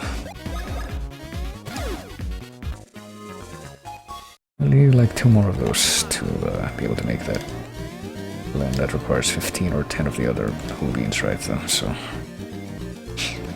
Let's just go kill a few things, and oh yeah, we can actually open this now that we have the electric hand. Wonder what's behind here.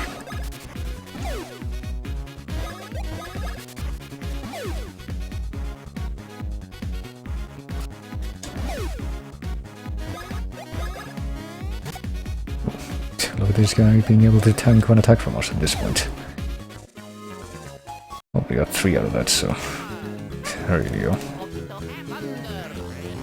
Let's watch Luigi's amazing power of fucking electrokinesis that doesn't get referenced in any other game than this. Hold on. Is there a bean fruit here, or am I remembering this wrong? Me being paranoid. No, I am being paranoid, I guess. That one flower does not indicate anything. Okay, so... Could make a marker here.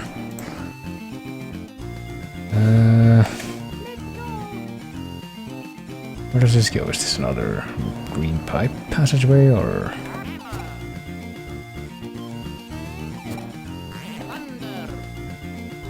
Where's this going? I actually don't remember. Guess we'll have to figure it out.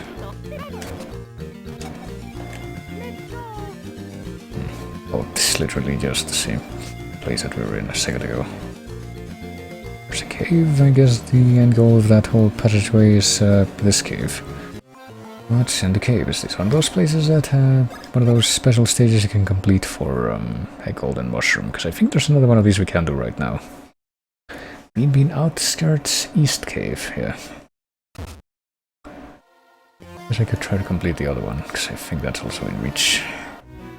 Oh no, it's this guy. So actually, I think we have to come here, but I forgot about this.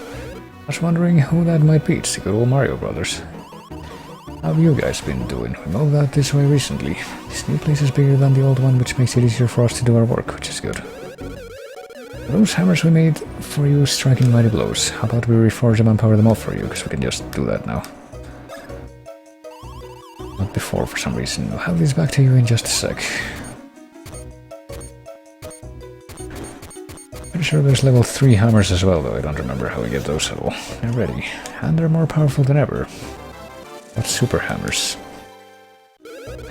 Now you ought to be able to break the rocks that you couldn't break before. Go ahead and test out the strength of those bad boys. However, you never know, we might be able to forge our hammers again to make them even stronger. Which we already know will happen. You ought to be able to break rocks you couldn't break before. Which is maybe the one that's right here, yeah. Because we got these, like, blue rocks, but we still can't break these dark rocks. But we can at least get back here. And talk to this guy. I don't remember what the point of this is, but I vaguely remember this. I'm Thwomp and I love a good game. Test your luck for a mere 200 coins. Are you guys ready to show me the mightiest swing you've got? No. Scram, get out of here before I crush you. Well, hold on. We do have almost 3,200, so maybe we will do this. I don't remember what this is at all, but... It's just a game of chance. We could cheat. If you're lucky, you'll get yourself one incredible treasure. I think we actually want whatever one of the treasures is. What is this now? Our money back, 300 coins. Let's try that again.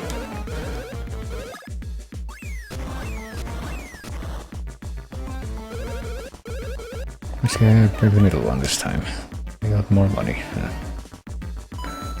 300 coins. I really feel like there's something we're supposed to be able to get here that isn't just money, though. Let's see, let's break the middle one again. It's money again. Fuck. Just keep breaking that until we get something different, I guess. If we get something different. Maybe we don't. Still don't get something good out of... Oh yeah, here we go. This is probably what I was thinking of. We got Secret Scroll 1. I don't remember what that does. I think it's just for unlocking a different bros attack. You can now use a new bros attack in battle, yeah. So that's the actual motivation that you have for doing that minigame. And I'm pretty sure there's another one for Luigi behind the level 3 rock, but... Of course we can't actually get to that yet, so... Once again Luigi gets the short end of the stick there. You know, that's one of the things that's been highlighted about Luigi's character in this game. But yeah, I guess we needed to upgrade our hammers now. I just forgot that that was a thing that we actually had to do now. And in this place. Did we get the thing that's clearly buried here yet? Probably did. Yeah, we did.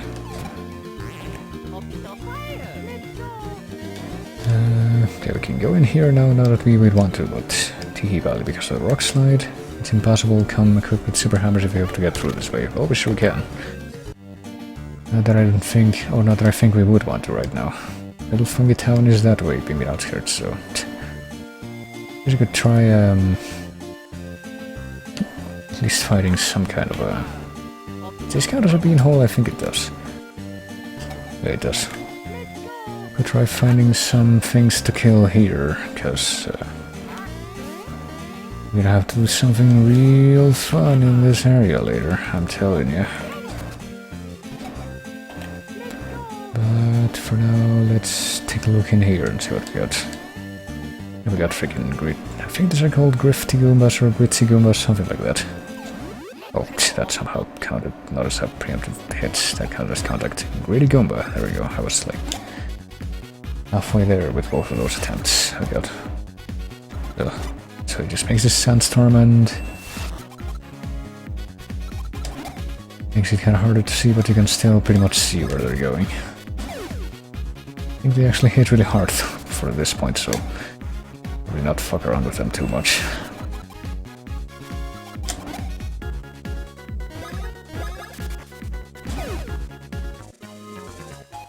And yeah, don't even give any particularly higher amount of XP either, so probably not a good idea to come here just yet. We will be leaving after this, I guess. Oh, come on. Could have gotten a 5 on that.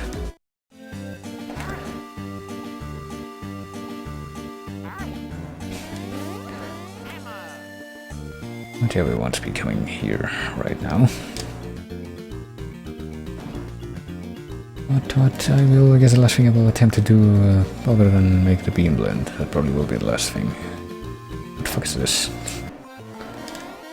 Okay, this might be one of the golden mushroom caves I was talking about. I just didn't remember this one. Yeah, I think it is. I remember this kind of a setup. Hey look, it's little Sparkies from Mario World, I think.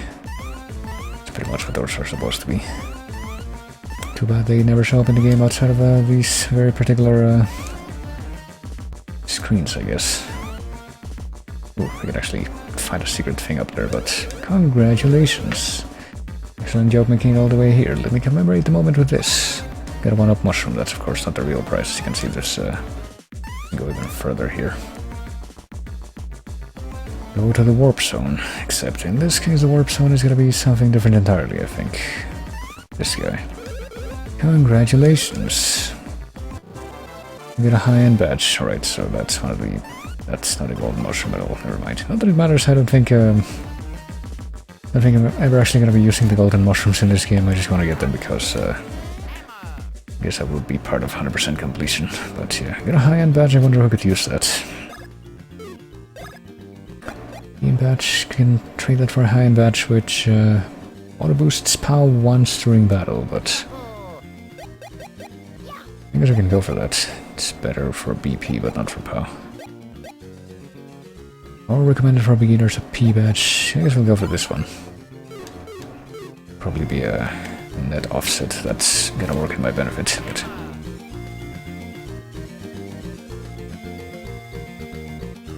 let's just go to the west and see if there's anything else we can spot in the meanwhile that we would want to look into. Let's not bother with the Tanumbas right now. I just kind of want to get to one specific spot right now without too many distractions. So hey, there's apparently a electric orb thing that we can activate there, so maybe we should stop to take a look. Let's see.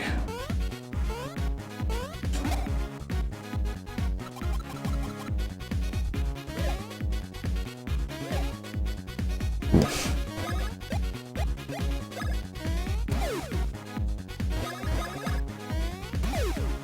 Distractions, yes. Distractions such as being attacked by doppelgangers of your brother, which probably hits very close to home. Increased speed last time, I think. Should probably get more stash. That'll help. Okay, so... oh, we got these friggin' swarm things to deal with still.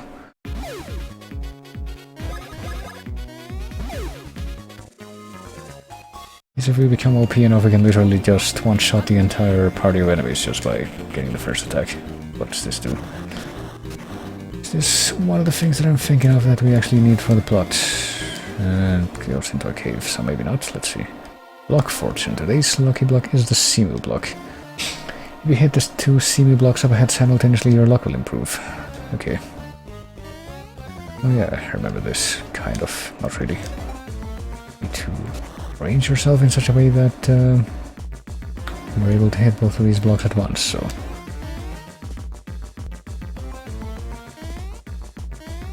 yeah.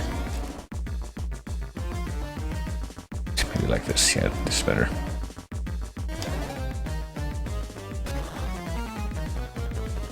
Because you got this freaking magnetic chain to each other that stops you from being very far from one another at any given time, so it's like in the black hole games, except for living people. Apparently this is another one of those caves that leads you to a Monty Mole in the end. Excellent job. Take this. Wool trousers. Want even more commemoration? Aren't you the greedy one? Yeah, they'll tell you that if you talk to them after they already gave you something. Wool trousers. HP auto gain? Oh hey, that's actually really good. This Mario could probably use that more. Brings down HP, raises defense to 95, yeah, we'll go with that. Wonder if we get any better clothes for Luigi, I guess not. Blue jeans are clearly the top of the line.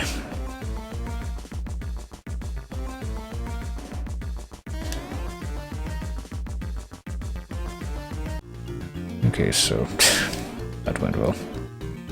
See if I can actually get to the one cave that I'm actually thinking of now, though. That would probably be a good thing. There's a couple of blocks there. How do we get to those? I think I know how we get to those. It's the same way that we get to the other thing that I'm... oh no, never mind. We need to break this. Which we couldn't do before. And then we get another bean food, I guess. Yep. Which we still aren't supposed to know what those are for, but... that's gonna stop us from getting that. So we get these blocks. Hold on, can we go even further that way? No, we have to take a different route to make it all the way over there, which is, yeah, over here. Make your way to this grate, and I'm pretty sure we could have done this earlier because I'm pretty sure all we need to do is have Luigi be buried under there. And see what lies beyond. That being a cave. With another one of these obstacle courses, but this time it's for him and not for Mario. Ooh.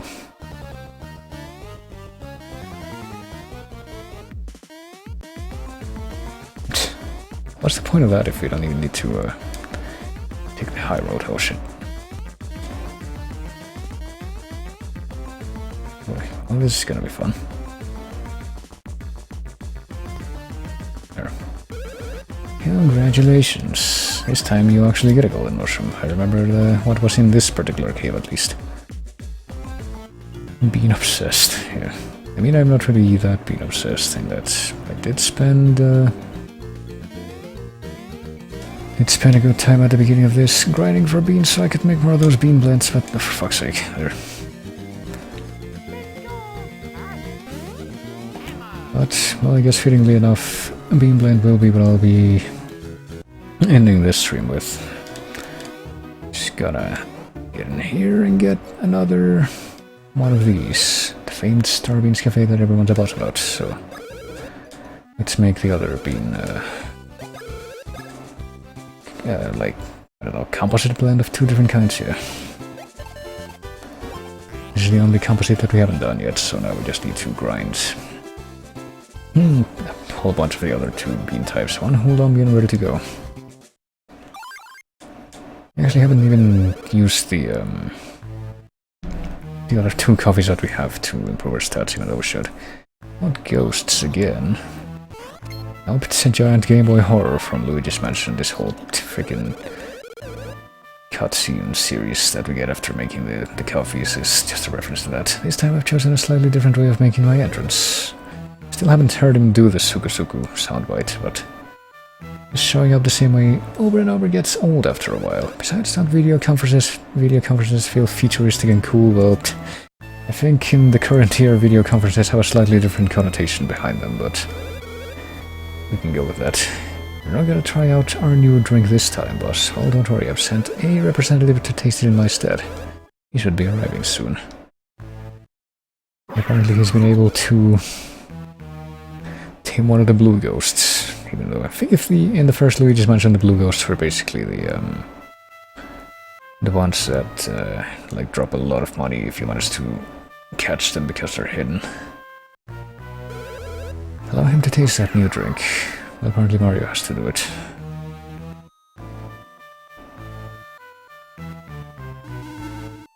And now the drink disappeared. Seems to have been just heavenly. And also that just happened. Thanks for that sampling. Here's a little something I invented in my spare time. Maybe it'll hit you. The Great Force. I think that's probably gonna be more useful than one of the ones that we already have. Next time I'll come in person. There we go. Next time, of which I guess there will be 3 next times with the amount of blends that we have left to complete. Guess we're gonna heal ourselves. And also use these things that we haven't used. Okay, so plus 4 HP, we'll give that to Mario. Or Pow will give that to Mario, I guess. I guess Luigi's the one that's lagging behind now. Actually, we'll give it to Luigi, because I think his Pow has been kind of lacking in spite of those numbers. Plus 6 question mark. Oh god, I don't know. Let's give it to Luigi. Stash, there we go. That actually worked out quite well. So the tea espresso just increases the stat at random by 6 points. That's interesting. I forgot about that.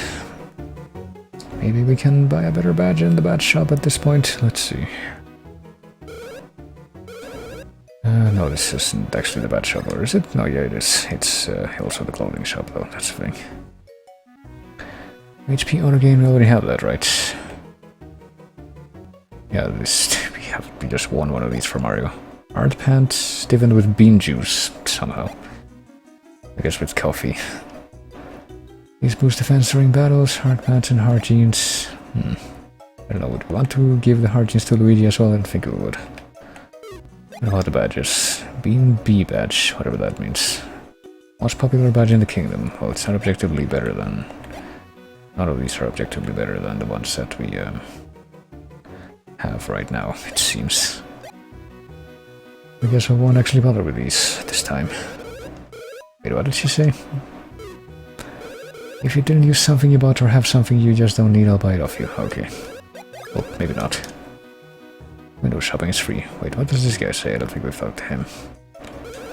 As long as you wear clothes from this shop, you'll be known as a sharp-dressed man among men. Sure. What do you think that's basically gonna bring us to the end of this game? Maybe the stream, who knows? I could potentially do something else for a little bit, but I think I'm gonna probably just leave it off for now. I don't really feel like anything more at the moment.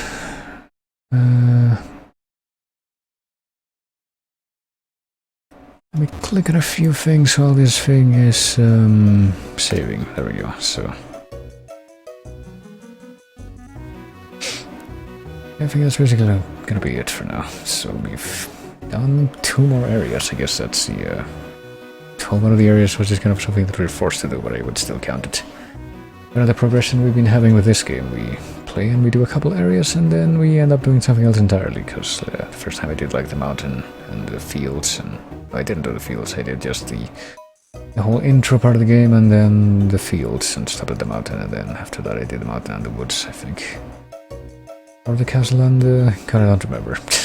I think it's been a fairly similar progression in all the streams we've had of this game so far. Maybe we can keep that up, but yes. That's gonna bring us to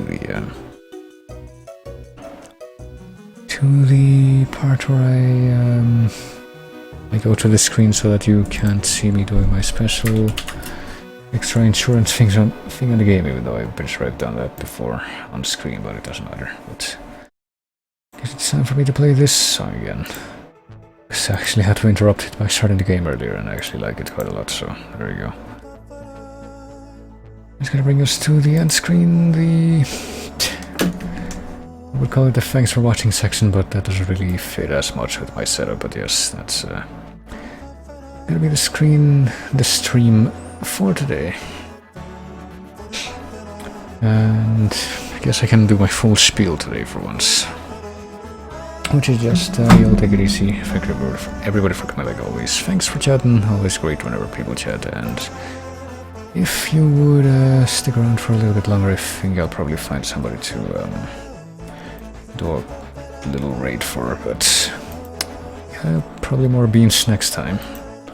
Next time would probably be either tomorrow or Thursday, and I'll probably try to make it tomorrow, so do keep an eye out then, I guess. Be going back to this game, and then on the weekend, like always, I'll be going back to Xenoblade Chronicles X, something that I probably need to spend a little bit more time grinding and doing stuff off stream for that game before I go back to it, unlike this game. But that game is a lot more unforgiving, but yes. It's dangerous to go alone, so you better find another, which is why we're gonna be looking for somebody to raid here. Let me see. We do have a few people I know, none of which I watch super frequently, but they are cool people. Yeah, I think, let me check real quick over here. I think today we'll be sticking around for a moment longer. I'm gonna be throwing a raid to, let me see if I can spell the name of this channel right, because I don't think I've ever raided this person before, but they're a cool person. I'm gonna be raiding Gamer Girl Sammy. Great ironic name, you might say, in more ways than one. It'll probably become more obvious once I actually do the thing, the queue, but yes. Very chill streamer, very friendly, very open. Currently playing Jack 2. Game that I'm not very familiar with, but that I've seen mentioned in quite a few contexts, so yes. Do say hi to her for me. You can do whatever message you want. I don't really have a raid message. You can also